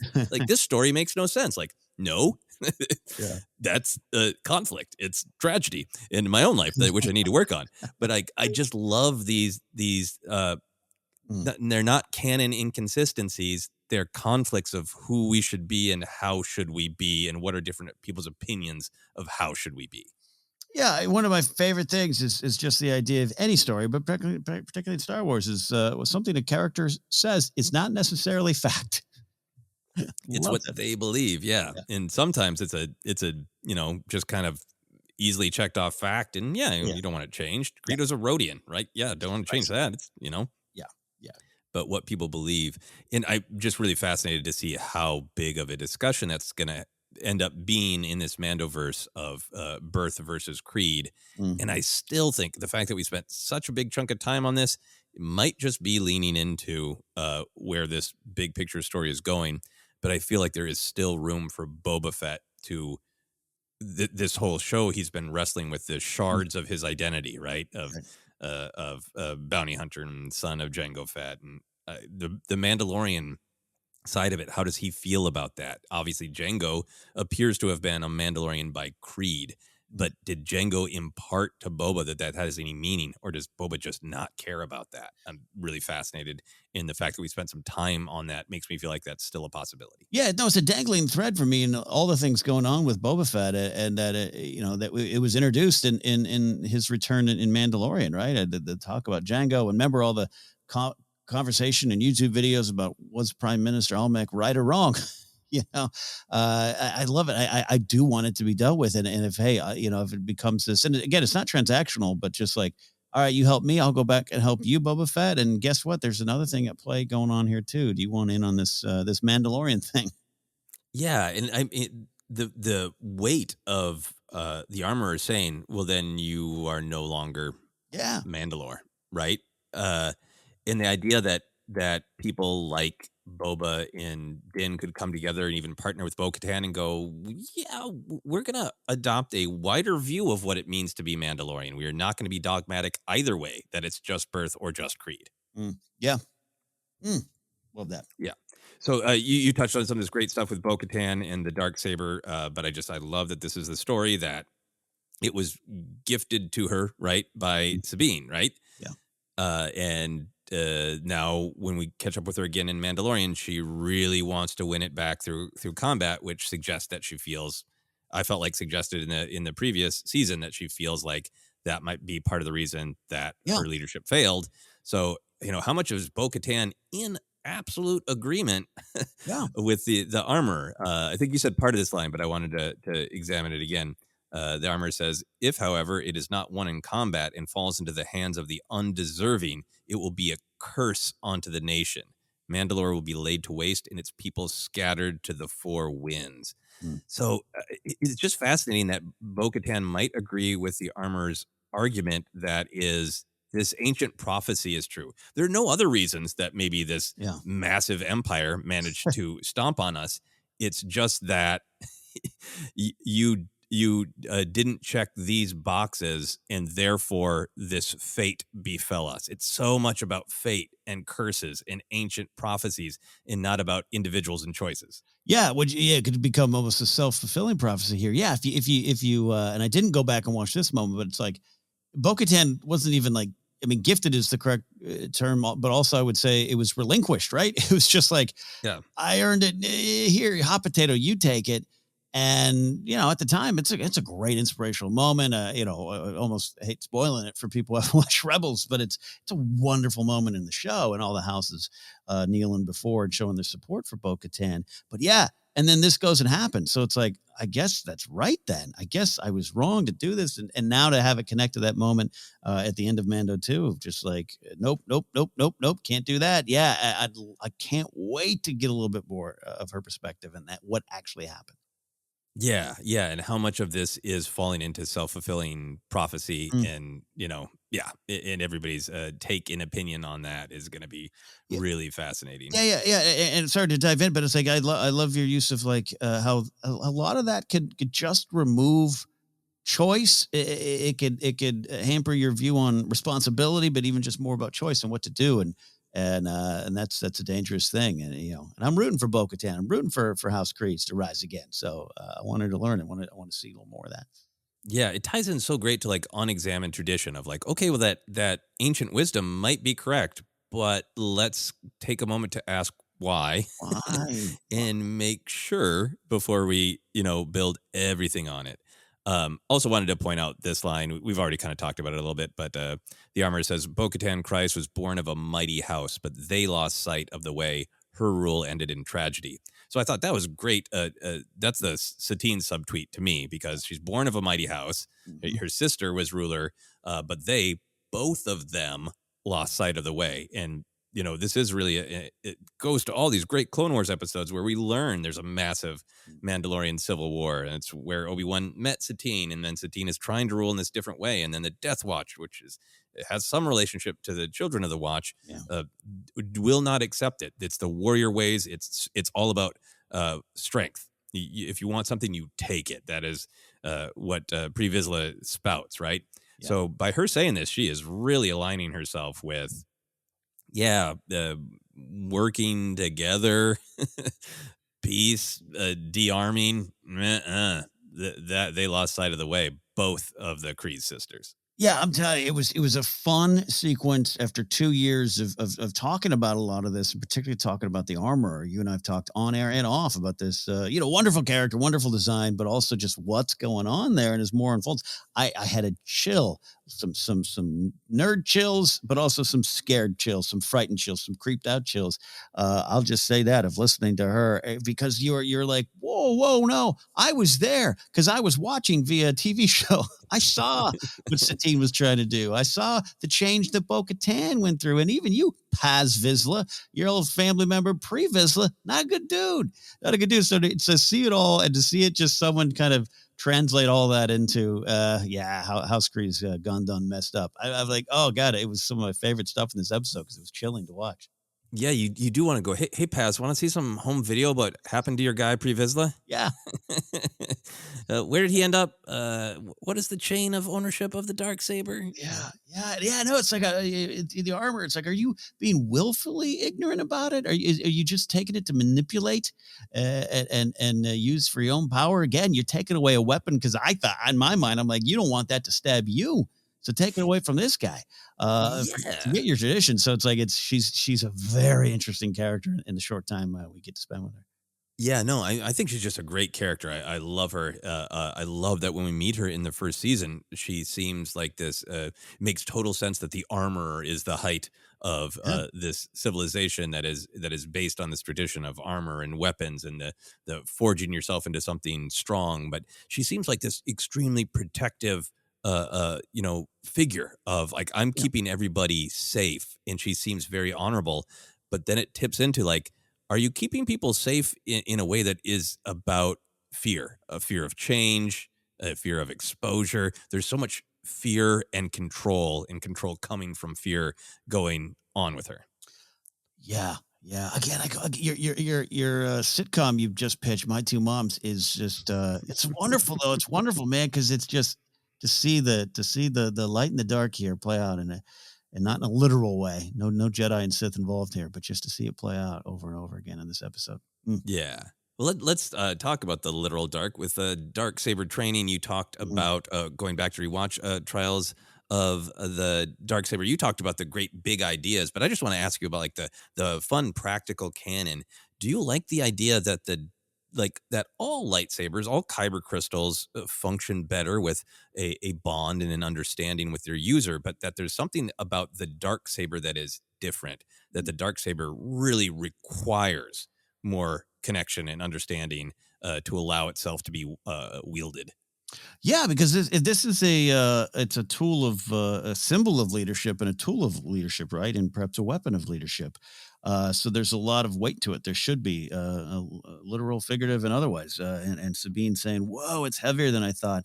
It's a great little detail in that episode, and I hadn't seen it in a while, but to watch it again and just to see that play out here this time around with even pause, just like I can't get it up. Like I love that moment. Yeah. So the weapon should be it's a total its design, its creation, and it being a singular blade, it is a little bit different. It's not quite a lightsaber, you know? Yeah, that's the kyber that called Tatar Vizsla. You know, Mhm. is that's really fascinating, and that's the way he constructed it, perhaps with Professor Hyang's help. Yeah, yeah. Oh, I'd be so curious to see that. Yeah, and even Kanan going back to that Rebels episode, respect its strength, and you have to respect, a lightsaber's strength, and be wary of what that lightsaber could do. Again, going back to Din just chopping everyone in half in the kitchen there. So yeah, it really worked for me. Yeah, and I can imagine, like, 'cause Moff Gideon seemed to be able to wield it Mhm. decently. It'd be really fun to go rewatch those episodes as well, and imagine some long Moff Gideon monologue about, "I have studied exactly how to wield the dark saber." Yeah, yeah, yeah. Another fun little detail here that I'd been seeing people talk about more, so I online, so I was a little bit more watching for it. That the armor is speaking the language of Mandoa during training, Solus Tad N, which is numbers. I looked up, so I would imagine numbers for various combat positions. Mhm. I think many listeners know a ton more than I do about this language, but it's a legends language that came from lots of different sources. But primarily kind of put down on paper by Karen Travis for, I believe, from Wikipedia, the Republic Commando books. Again, I know some listeners probably have this very close to their heart, but it's really cool to see another thing that's important to people from EU and Legends be brought into modern canon. Yeah, I love that. After this episode, I texted our friend Alex Damon at Star Wars Explained, who we mentioned so much because he does great work. And I said, the episode ends. Alex turns to Molly and says, Molly, we've got some splaining to do. Just so much stuff in these episodes, and I love catching up, even the things I missed. And even you had the numbers again. I sound like a broken record. Kanan's calling out position numbers with Sabine too, and just so it's this wonderful, just connected, and also at the same time mirror image scene. Yeah, yeah, it's really great how connected it is. And we've obviously mentioned the Vizsla family tree. Tar Vizsla is the one who made the blade initially. Pre Vizsla is a character who is leading a Death Watch and aligns with Maul, and ends up not great. And I was really happy that again having a lot of faith in payoffs, right? Of like, the heavy infantry guy is a Vizsla. We discovered at some Mhm. point, during the first season, and then the weight of knowing that and having it pay off the second that helmeted face looks at the dark saber, and you just go, "Oh no, Yeah. that was not a fun little nod." That has great story meaning. Grace yelled out from our couch on that look. I don't trust him. You shouldn't, honey. You shouldn't. I can't see his face, but I don't trust him. Like, that's mine. That sword is mine. There's a great what is it Tate Fletcher? Is that who's in the I'm gonna look that up. Yeah, Tate Fletcher is his name, and he plays that. I love that moment, Joseph, where like the dark saber, not only he picks it up, but when it like passes, there's just like he does like a head like he's swallowing like the bile in his throat. Like this guy's got it. I loved it, man. Yeah, no, it is really this possessive energy of I can't believe he's touching what's mine. Yeah. And that also pays off the fight that they've had previously, disagreeing about the way things should go, you know? Yeah, absolutely. So we talked a lot about that first half of the episode, which was just rich with connections. Then, a few connections on old Tatooine. The biggest one, of course, being the N1 Starfighter, but now it's a hot rod. Yeah. Handmade for the Royal Guard and commissioned by the Queen of Naboo. Hello, friends and fans of the Phantom Menace. Also, a little bit of sequel love when it's described as faster than a fathier. Yes. So, what did the N1 mean for you? How are you impacted by that? Means I'm getting a cool Lego set very soon. Is what it's even with those the silver with the little well placed yellow racing marks there. Loved it. Look, man, I can go on and on about this to the point of annoyance. I get it, but Star Wars keeps doing this, man. It did it with me with Peli, a character I didn't love right away. That Chapter 5, Season 1 of Mando, I didn't love right away. And Star Wars, if you stick with it and you find ways to connect with Star Wars, things that it's not just nostalgia, man. It's not just hey, Starfighter. It's what it means and what it means. To be clear, there's a lot of nostalgia in it. I want that to be clear, but like the Star Wars story starts to just you start to connect with it in so many ways, and it legitimized a word I can never really say. That generation. I'm so thankful for the prequel generation, and to see that all just kind of rewarded in this wonderful little moment, and to have Doug Chang involved with this show, by the way, and have them be like, hey, Doug, remember some of those things? I'm on it. I got it. Starfighter, Beggar's Canyon, even that ramp that Anakin goes up. We're doing it. We're doing it. And it was just beautiful. I loved all of it. It was really rewarding. Yeah, I think for me, like I've always loved the N1 Starfighter. Even, when Phantom Menace came out and I loved parts and I struggled with others, the N1 was always like, but that one's damn cool, right? So it's just cool. So it's great to see that. But also, I love that Star Wars is a generational story. And I think it's such a legitimate conversation that we're having about, in general, in pop culture, do we have too much nostalgia? Are we leaving enough room for new things and new ideas? I think that's a really legitimate concern and discussion. And it's always that discussion when applied to Star Wars is always more complex for me, because I think that's one of the powers of Star Wars. Starting in the first film, when Obi-Wan's got that great line and that great trill of music of that's a name I've not heard in a long time, in the sense of history and being connected through time, in the fact that that's a part of the story in the galaxy, and then it's a part of the story that gets reflected because of our journeys, because, kids can remember like that N1, Lego that they had back then, and now they're going to get this hot rod one, and there's a generational story going on in their living room, but that it also matches the in-universe story. The fact that this thing that I first saw in 1999, we're now, years and decades later in the story, and Pelimoto's talking about it like, do you want to rehab this 1966 Mustang? Yeah. It just makes it like cool and interesting because it has that sense of time. It does, yeah. What would be about 40 years or so from that one there, and even just to reference it, I guarantee you, there's a lot of people out there who watch this episode who are Star Wars fans who maybe I had prequels, no. I don't connect with the prequels. Who I bet are watching Phantom Menace today, right? Because they need to. Because man, that just made me feel, and it's there's always larger discussions around the prequels. I get it. We have them here too, but it's magic, man. It's Wizard. And you just got to get in the ship and fly around. It is Wizard, and spinning is a good trick. Did you feel like that was on purpose, that Din did some spinning in the N1? I think, yeah, absolutely. There's so much. It was wonderfully shot, by the way. Yeah, absolutely. Yeah, and then of course it was just really cool to see, the Phantom Menace and A New Hope, their connection to Beggar's Canyon, to see that come back and to see the images directly from the Phantom Menace, and then also to really connect it to those lines from A New Hope that we get to see a Womp Rat in Beggar's Canyon that could be bullseyed, and is I love the jump of fear that the Womp Rat has. Like he's like, oh, am I getting bullseyed? I'm It's out of here. it's probably that Luke and Biggs characters again, man. They took my family out. I'm out of here. They took my family out. Did the Beggar's Canyon, was that too much for you, or did you enjoy it? No, no. I'm gonna watch it again over enchiladas that I made last night today when we're done recording. I loved that sequence. I love the Yeah. energy, faster, more intense, the fun, the whimsy. I loved everything about it. Yeah, intentional or not, it tips over into the meta where it's saying like, "Hey, you know what? This is fun. Don't worry about if it is it too nostalgic, is it too this or too that. Like, zip down Beggar's Canyon in a cool ship from the Phantom Menace. Have some fun." Look, man, to anyone out there getting ready to write an article for your outlet, keep your think pieces on this one for another thing. Use those think pieces wisely. This ain't it, man. This ain't it. Yeah. Have fun. Yeah.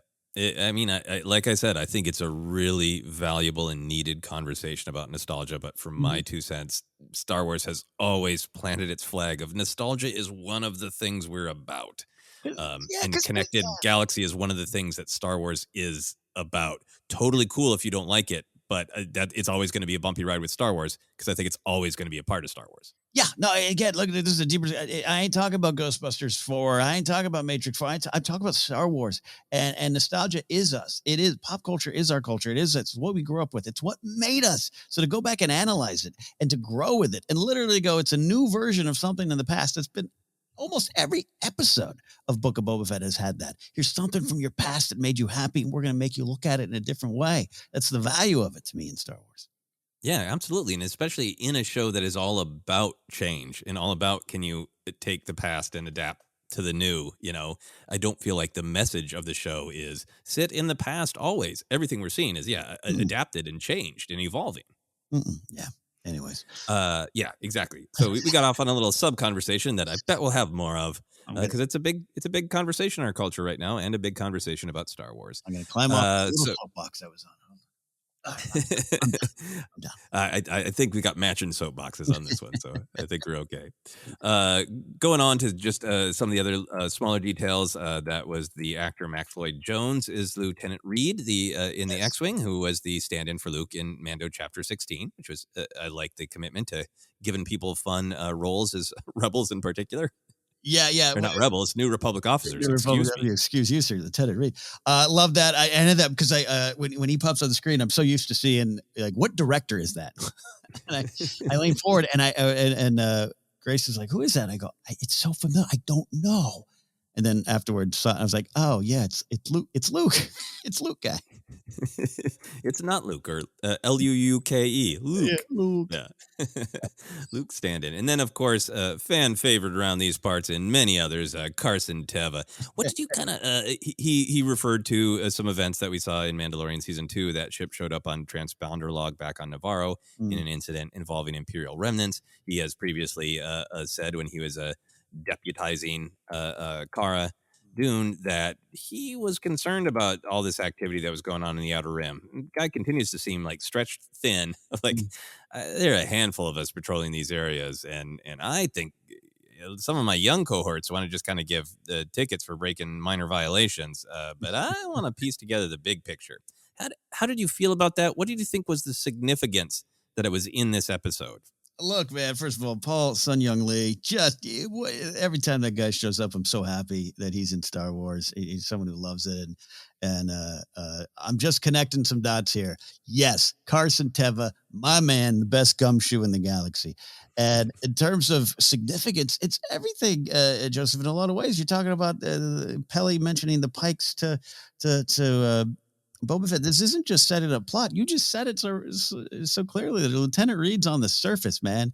He's digging in on the surface. And Teva's, the surface don't matter to him. He wants to find the themes behind everything. He wants to connect and going also to the lesson of sometimes when you watch something, are there sometimes plot holes in things? Yes. In Star Wars, maybe. Yes. sometimes things happen because maybe they need to. I totally get that conversation, but I'm the one who was just like, wait a minute. Moff Gideon not only got an E-Web blaster, he's got like a TIE fighter, he's got stormtroopers. Why would no one be paying attention to this? And boom, here comes a character going, why is no one paying attention to this? Right. And I'm just connecting some dots here. It's just great. It's some great police work, Lou. Like it's just, I loved it. And it does mean that this is not just, and I don't just need things to build in a connected universe. It just means everyone in these stories has a point of view, experience, and a theme and something to them. And Carson Teva, you're answering the questions I had. Yeah. So I love that perspective. I love that vibe. Such a great performer. I love the hey kid, It's such a do you really want to write up a ticket or should we grab a donut? That vibe is so much fun. And it also I thought it was to me, it tied into a little bit of this theme of finding joy, finding release versus getting caught up in the red tape, like I talked about. Yeah. But also, it sounds like from reports that, the show Rangers of the New Republic is maybe not happening, but the kind of ideas that might have been in that show seem alive and well in this big Mandoverse story that they're building. 100%. So going back down to some little details, Peli had a BD series droid. The droid BD-1 is an incredibly important character in the video game Jedi Fallen Order. How excited were you to see the BD series droid? I very excited, and in my head I'm like, it's slightly vague. I don't think it's the BD. I don't think it's that. I think it's a unit, but it's the same kind of programming. A happy little puppy dog. Loved it, and I love just pulling from that kind of stuff. And again, because these designs are out there, and these concept artists, and all these wonderful Phil Sotak books that we read that are just it's all there to play with. And I love when you get to pull some of that stuff in and show it in a different light. Yeah, it was really cool for me because I think if you've played that video game, if you've enjoyed it, you kind of have a different relationship because it's not just like, it's a fun background droid and another thing. It was like, that's your buddy. Yeah. and without spoilers, important to the story. Sorry, go ahead. No. I just love the moment of Din going, where's this go? Yeah. Felt like I was pressing my start button to get the menu up. Some help. Yeah. And I think for me, it's like, I feel like there are very few things that are just like, I recognize that can be fun. That can have value. But I honestly thought the fact that BD was cute and Din seemed to bond with him a little bit. And like, especially when he was kind of like, hey, could you just put the light in the right place? It felt like him fixing the ship with Grogu. And it felt like this other moment of connection to the cute and the innocent and the whimsical, the same way Din connects with that Rodian tyke, right? So it felt purposeful to me as well. Yeah. Oh, yeah, absolutely. And Din being able to see that more and more. Yeah. Yeah. Going back to the beginning of the episode, I really like that prominent role for an Ishi Tib, the gangster who is given, or whatever exactly his role is, given Din the job. The Ishi Tib originally appeared in Return of the Jedi, both in Jabba's palace and in the Rebellion briefing, and they have a special place in my heart because for a while there, when I was hunting the targets of Minneapolis for Power of the Force 2 figures, Ishi Tib was one of the primary peg warmers. Yes. Peli has what appears to be a Jawa blaster. That's fun. The part that Din has the Jawas get, the cryogenic density combustion booster, looks an awful like the trash compactor pole. Yes, it does. It could just be poles in Star Wars, but yes, I love that. Yeah. That could be what sticks look like. With tech sticks, that's what their outer casing looks like. Who knows? Who cares? Not a big one. Last thing for me, a million little things we could write down, but when Peli's asking Din how the ship flies, she asks if it's smooth, and he says, as a gonks scomp jack. Just one of those moments where just like, I'm happy that I'm invested enough that I can translate that, and I know what that means. Yeah. I love that. Love that. Yeah. A lot of scomp talk in recent Star Wars between Bad Batch and Jedi Fallen Order. That's it for me for canon lore stuff. Any other thoughts or things that you picked up on? You touched upon all the big ones. So many things all the way through. You mentioned the faster than the father. I love that one, and I love seeing. I think they just popped up before, right, Mando? But I love seeing when these ships land out there, you got that structure that's in the Nema outpost and Force Awakens. Yeah. I love seeing that. I love when she's talking about the N1 and she says that, it can go get to hyperspace with no docking ring. I was like, prequels. There you go. Love that. Love that. Yep. Yeah. There's so many great details, in particular for prequel love, which is really nice. So let's move on to action moments. There was some great action in this episode. Did you have some favorite moments? I mean, we talked about it, but I think it's we need to bring up the opening sequence again. It was full of some very fun stabby stab action, but the focus being on the brutality of the Darksaber being used there, and just this great weapon now lost and far from its own purpose, and how that connected to Din as well, and some of the bigger things we've already talked about. But it was just it was. If you like a little dark and gritty slicing in Star Wars, you got it. And it was impactful because we don't get that all the time. Yeah, the thing I'm referring to is Butcher Fight. Yeah, that's worse. It was great. It was maybe one of my favorite scenes because it was cool and brutal and, kind of the space fantasy of it all, but it had so much meaning. And for me, that first time view, I'll always remember that thrill of like, okay, this is a kind of a standard Din situation down to I can bring you in warm, I can bring you in cold. Those are the options. And he's surrounded. And like, is he going to use the whistling birds? And the thrill of, he has the Darksaber and he's willing to use it. The ignition moment was maybe my favorite part of that fight. Yep. Like, again, how many times this episode I went, oh, okay. Said that a lot. Yeah. And then just for the actual fight, I love how many shots he's taken to the head. That is like, he's doing his best. He gets surprised. He's a little off his game. The Darksaber's not working for him, but he just takes so many shots to the head and is vicious as it is. The move of stabbing the guy and throwing him on the table and then just chopping him all the way in half. It has great meaning. And, for cool action, it's cool. Yeah, and it's okay if it takes to also just be cool. We talk about that often here in the opening sequence. We haven't Boba Fett hasn't completely unleashed himself in this series yet in that way. He's had those great moments, but so I think it was just fun to see a person in a Mando costume go a little crazy. Yeah, and I mean, and now, I mean, we'll see where it goes, but there's a good chance that we see a shot where Boba Fett is riding a Rancor and Din Djarin is rocketing around with the Darksaber. I'm putting. Let me check my bank account. I'm putting all of it on Boba Fett on top of a Rancor, that Rancor riding it, and Boba and Mando just going around, and maybe even I'd put a 10 spot on just a quick shot of Grogu in some armor with his ears flapping on the fight too. I don't think that's gonna happen, but it would be cool too. Yeah, we'll definitely talk about that because I'm very curious about where we're going. What were some other action moments that you enjoyed? So the flight of the N1, flight of the Navigator, now the flight of the N1, just so much energy to it. It was its own action. I wanted to highlight some of it in just the directorial choices, but it just, I don't know. It felt as someone myself who's sometimes critical, sometimes doesn't jive with the volume when things are shot on the volume, and sometimes I don't know what is and what isn't. I always admit that. Sometimes like that speeder, that the space Vespa chase, I think was, I don't know. Sometimes these shows can feel a little more contained, right? The action is either on a soundstage or on the volume. This one just felt it's so real. I felt I was so there. The energy to it, the wizardness of it all. It was its own action sequence, and I really loved it. Yeah, the tight curves zipping through Beggar's Canyon, and then that feeling of I'm not just contained down here. I'm not just on this track. I'm gonna really see what it can do, and rocketing into the sky, passing those clouds. Yeah. It's incredibly thrilling, great stuff. Couple other beats for me in the training.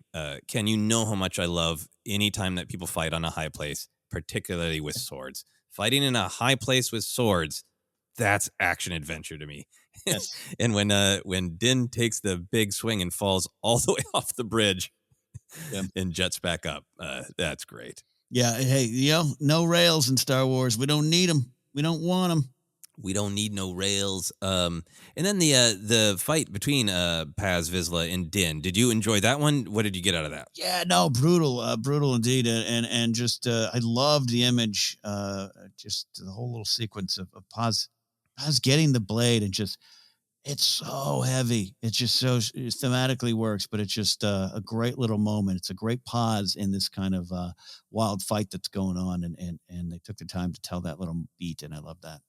Yeah, I love seeing it is really not about physical strength if that guy is struggling, right? And it's such a contrast of that. I didn't write down his exact lines, but I have it, fate has brought it back to me, and that should be the moment of holding it aloft, and he can barely get it up to his waist. Yeah, yeah.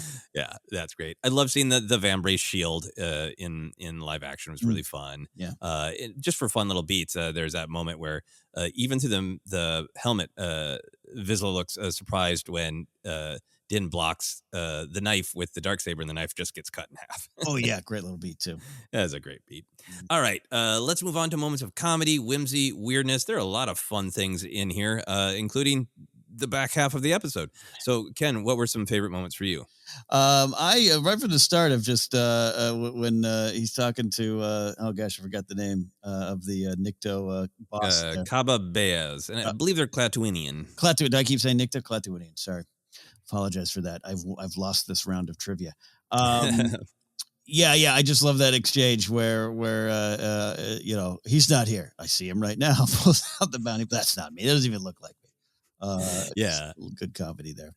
Good comedy there. I liked when he says, "But you look like the practical type."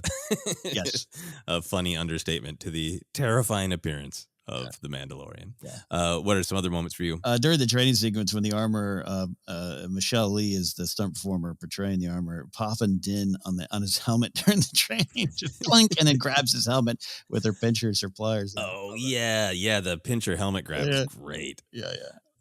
I really a little bit earlier than that. I love that entire sequence of Din limping around, but getting on the elevator in such a dignified space after he gets out of butchering in the butcher shop, and that alien who has the entirely logical sequence of looks of who's this guy? What's he got in there? Who is this guy? And then the quick look away. So great. It's funny to see. I was watching the Darksaber Trials of Darksaber episode this morning, watching bits of it, I should say. You see Fen Rao standing there, you see Sabine Wren, and they're in the armor. In animation, it doesn't stand out as much. It just those are Mandalorians. I've grown up with them. They wear their armor. To see it live action, where he's just walking around a club in his armor, I'm like, it is awkward. It is like you can't miss it. It is. I mean this in the best ways. It's just really fun to see it in live action. Right, even if you're at a convention, I love conventions. Been at many conventions with a ton of cosplay. You could have people dressed as Princess Leia, every superhero under the sun. If somebody just clambers in a full armor knight costume, from the medieval times, heads are going to turn. Indeed. Another line I really liked, I don't think it's really intended as comedy, but it had this meta element for me, is when Din and the armor are discussing attachment in Grogu, and Din says, "I want to see him, make sure he's safe." And it just feels like, yes, Din, you and the entire damn audience. Yeah. Yep. I love parent-teacher conference day at Luke's Jedi School. Yeah, it's so exciting to think about. I also like the RX droid, which was great to see again, making him get rid of all of his weapons, the little holdout blaster, ejecting the entire rope, and that line of, "If you wish to discuss this with my supervisor, I will gladly book you on tomorrow's flight." That whole sequence was really funny. Again, something this show always just it takes its time when it wants to take its time, and the comedy of the drawn out, and then the rope was great. The little holdout blaster was just kind of almost like he's like, yeah, even this, again, even giving you this. Look, I'm being fair with you. Yeah. What are some other moments for you? This is again, 2 years, and I've said this before. I always feel I have to qualify my opinions on it, but it's like I've been a fan of Amy Sedaris for years. Exit 57, great show she was on, where Colbert and all those people were on back in the day. Sketch comedy genius. I didn't love Pele. I thought the tone was a little different. I just wasn't fully vibing with it. But it's not just that she's grown on me. I just think it's gotten even better, smoother. They figured out a great way just to work her into this universe.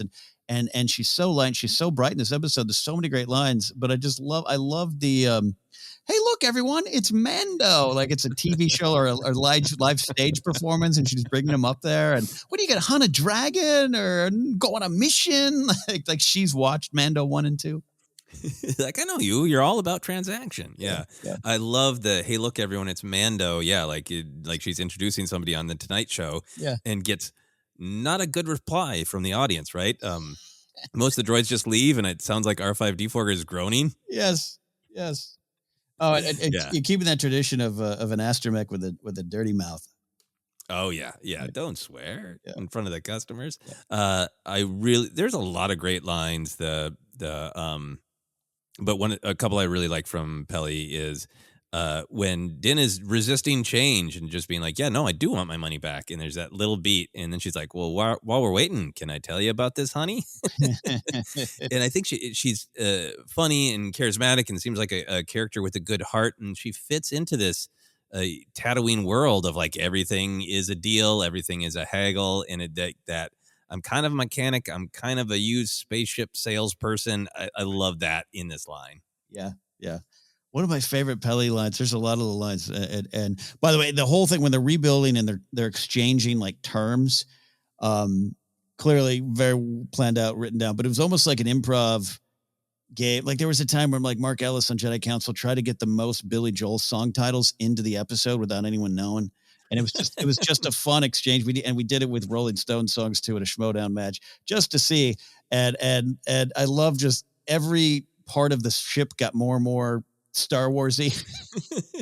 That was really funny. So there's a lot of funny things to say. All that to say, I loved at one point, Pelly goes, "Oh, Bantha Diddle." I'm going to use that in life. Oh, Bantha Diddle. Yeah, that was great. Yeah, the exchange about exactly how the ship can function and what can be bypassed is like, oh, we see you, Han and Rey, and we are going to surpass you. Yes. Yeah. Last one for me is the back and forth with the Jawa dating and their furry. Yeah. It was funny, but the thing I really like, because it felt very human to me, is when it appears as though that Jawa that and it's great that she can speak their language. It's another humanizing thing, but when she's been talking in front of him about dating, it appears that Jawa asks her out, and she says, "Oh, that's okay. I'm working on me right now." It's a little bit more subtle and a little bit more real world, and it cracked me up a lot. Of like, yeah, gently turning down the Jawa, inviting her out for a cup of Jawa juice, maybe. Yeah. It was one of the things that it could hit for you or could not, but it is very real world. But it just fits with Pelly. Now it's flowing for me with Pelly. Yeah, I'm working on me right now. Any other comedy moments for you? No, but that sequence, a lot of fun stuff, and even just the relationship with the droids and pit droids and all that kind of stuff. I love seeing it there. Yeah, absolutely great stuff. Any directorial moments that jumped out to you? We love talking about the directors because it's kind of celebrated. Was kind of a great surge on social media that I saw of people really respecting Bryce Dallas Howard's work and excited about the idea that she could do more directing in the world of Star Wars. So for you, what were moments that were impactful? Yeah, she does things so well, and a lot of people have discussed takes bits from Jurassic Park or Jurassic World or even T2 I mentioned earlier, and just that's that Star Wars tradition of what influenced her as a fan, as a director, and what influences Favreau and what makes it in there, and it's just really smooth. This is I actually think was her best episode so far. I really love this one, and little things of the camera orbiting around the dinner table when Mando returns the bounty. It's a simple little tracking shot, whatever. I just love the use of it. It gave me a sense of just an overwhelming, Mando's just overwhelmed by what's going on around him and where he is, and just a little lost, a little confused, and not in one spot. The cockpit shots I mentioned, you and I always talk about great cockpit acting in Star Wars, right? The Tally Lintra Award that we hand out.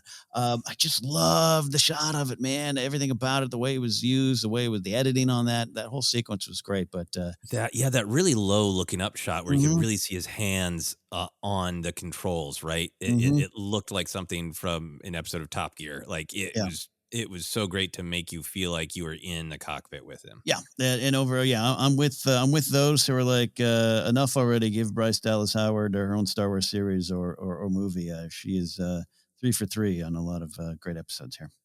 Yeah, I think the thing for me, and I saw other people saying this as well, is that she just really manages to make me as a viewer feel every beat, to feel the story in the combat, to feel the story in somebody just walking down a hallway, to really bring out the emotion of the comedy and the drama and everything. In particular, in some of these things I'm shouting out, I think are definitely her great work, but also the amazing design.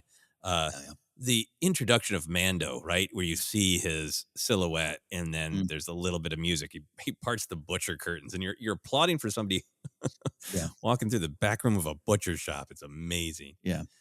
Well, Um, yeah. Sorry, Steph. go I'm gonna jump go in. for Yeah, it. you talk about her just getting all the emotions you need to get, and the different emotions out of every scene. That's one of the big things the director does, right? Making sure the tone's there, making sure it's connected, and just even in the moment with the little Rhodian kid, the first time you see it, it's sweet and cute, but it's so impactful and it's so poignant.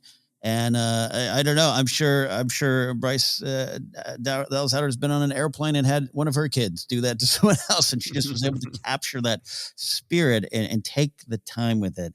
Again, a lot of that is editing too, but she's driving that ship, driving that piloting that ship, piloting that Yeah, plane. Yeah, she knows the tone she wants, and she is getting it yeah, from the performers, from the camera angles, from everything, yeah, right? yeah. Great job. Um, yeah, there's so much to talk about in this episode, Ken, that it's weird to me that we're only getting to this at the end, but there's so much to talk about.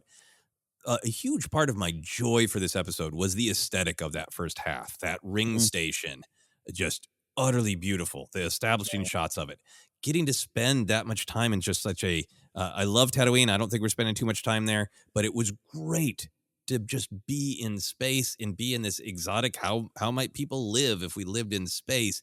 So I love the ring station, love the loving establishing shots, but those long shots of Din limping toward his goal, right? Mm, It was a way to show us this society that lived on this weird station. And you got to see the upper half and the lower half and the working class and the night and the dark and the light time in the day. And then you just felt Din yeah, is this like, I'm this bloodied warrior limping through it all. Just so great and so powerful. yeah. Great use of everything there. Yeah, and that station was. I wouldn't mind seeing more of that. Really beautiful stuff. Look great on the screen.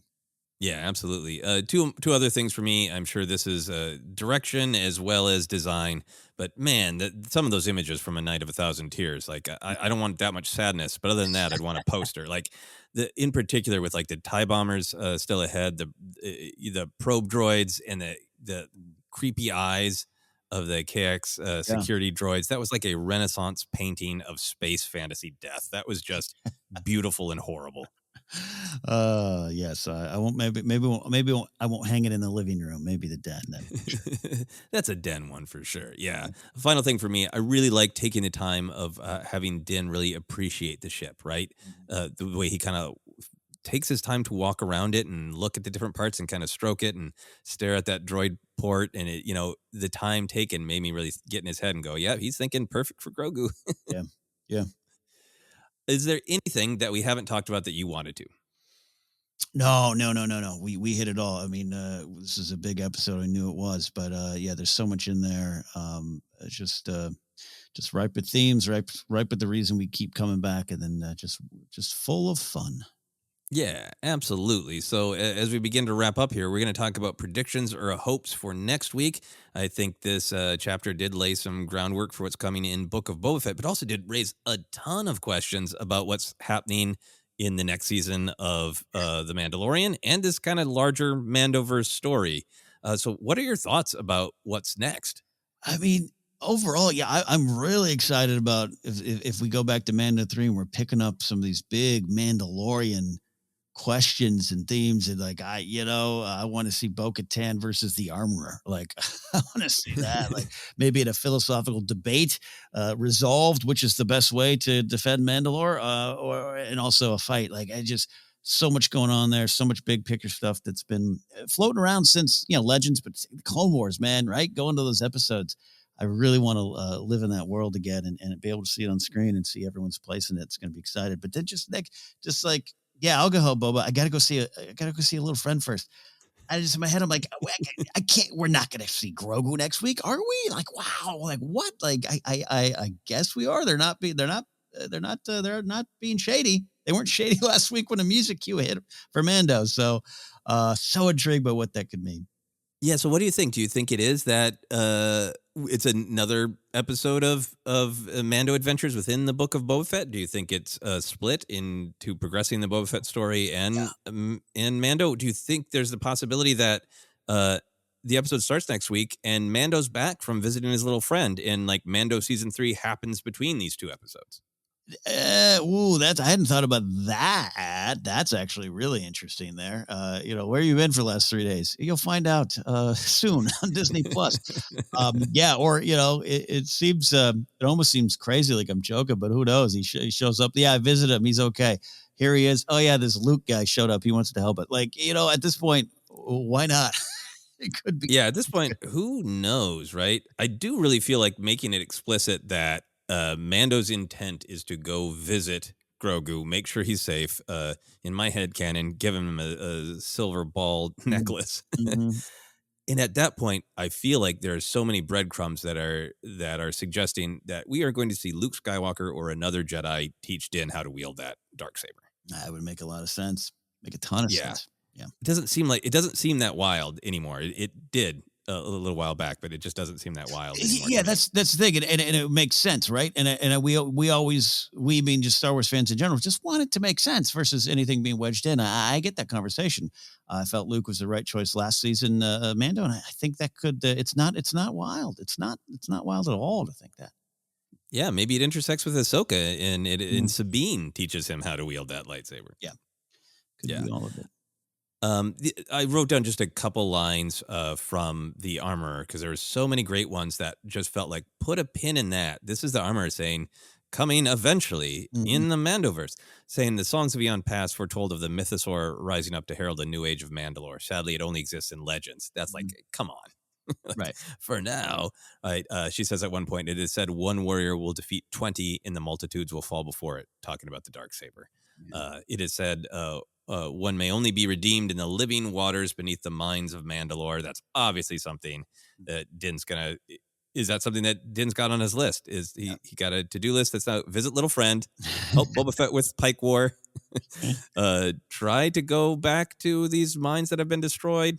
And I also loved it because I thought that line also tied into a ton of imagery from Book of Boba Fett about being redeemed in living water is a lot of amniotic rebirth imagery, which has been so huge in Book of Boba Fett. He's going to tell Boba Fett that. Boba will be like, do you just want to use my back to tank? That's what doesn't work for me. Yeah, look, there's a Gamorrean in it right now, but I can pencil you in, Dan. If we do just keep moving forward with the Book of Boba Fett, the war with the Pikes, are you so kind of hoping, expecting this is going to be more bounty hunters amassed, war heading? Any other thoughts there? Yeah, no, look, the idea of Din shows up or Din returns or whatever happens, and Boba Fett has done some recruiting or hiring of talent, and calm Black Chrysanthemum down and Bosk or anyone else, maybe some good-hearted, less gray area characters would help me as well too. But yeah, absolutely. And even if there's that fractured sliver of hope that the warrior from the Tusken camp survived in some way, shape, or form, I'd hold on to that too.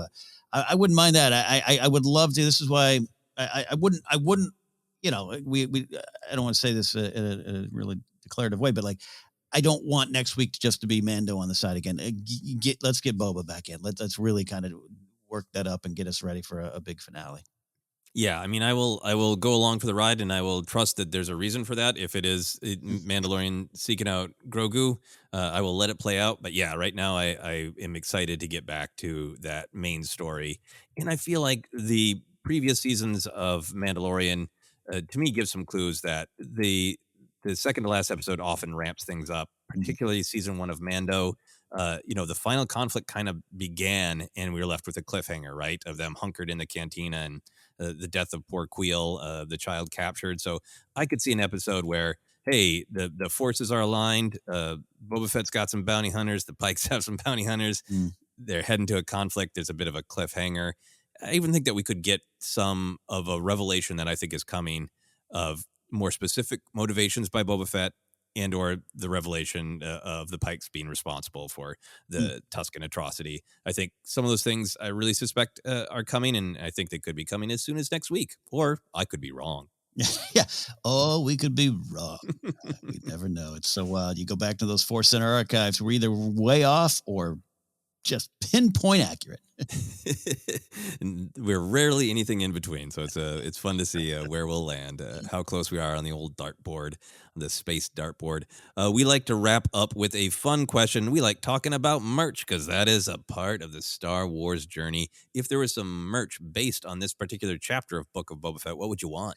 Well, I said before, definitely need some new N1, some N1 crest toys. Lego set, whatever will be probably perfect. Here's my thought. I want a dark saber, but it's heavy. Like when you try to pick it up in Target, you fall over. It's like 30 pounds. You're like, whoa. I want to see that out there. Oh, yeah, that's great. I love what has become this very strange real world thing where that HasLab campaign to make the Razor Crest in the vintage 3 3/4 size premiered. People got excited, myself included, and the Razor Crest is destroyed. Yeah. And now we're right on the verge. They have sent out the notification that they're going to be sending out the Razor Crest soon. So now we have this episode that's all about him replacing the Razor Crest. So what I want is the second that my HasLab Razor Crest arrives, I want Hasbro to announce the N1 Hot Rod campaign, where I can also crowdfund the N1 Hot Rod. I might join you on that one. Yeah. And they're having so much fun making every tiny variation of Mando and Boba Fett because they're popular and because, some of it is just repainting armor. Yeah. With mild changes. I very much looking forward to Mando with leg wound and limping action going into production right away. Oh, yeah. It's like battle damage He-Man. Let's do it. Exactly. Final thing, Ken, which I think would be great, is if you could get little gift bags in Grogu head shape, like Mando has in this episode. Oh, like little almost subscription bags. Every month you get something new from Grogu. Yeah, it's tied into a little cloth in the shape of his head that makes you long to see Grogu. Okay. Anyway, that is it for us. Ken, do you want to let people know where they can find us? Absolutely. We are the ForceCenter podcast feed. We're on Twitter at ForceCenterPod. We're on Instagram and YouTube as well. Our Facebook page is ForceCenter Podcast. You can get merch at tpublic.com/user/ForceCenter. You can also get an audiobook on us by going to audibletrial.com/ForceCenter. Podcasts available at a lot of different spots, including our home Acast, but also Apple Podcasts, Google Podcasts, Spotify, Amazon Music, Stitcher, TuneIn, and more on the way shortly. And you can support us directly at patreon.com/ForceCenter. You can find me on Twitter at Ken Napzok or Instagram. And you can go to my website, kennapzok.com, for all the things I do. Joseph. Yeah, you can find me on all the social media. Twitter, Instagram, TikTok is at Joseph Scrimshaw. And you can check out all of my other comedy adventures on my website, josephscrimshaw.com. But for now, for myself, for Ken, for the word wizard, this has been the Book of Boba Fett Report.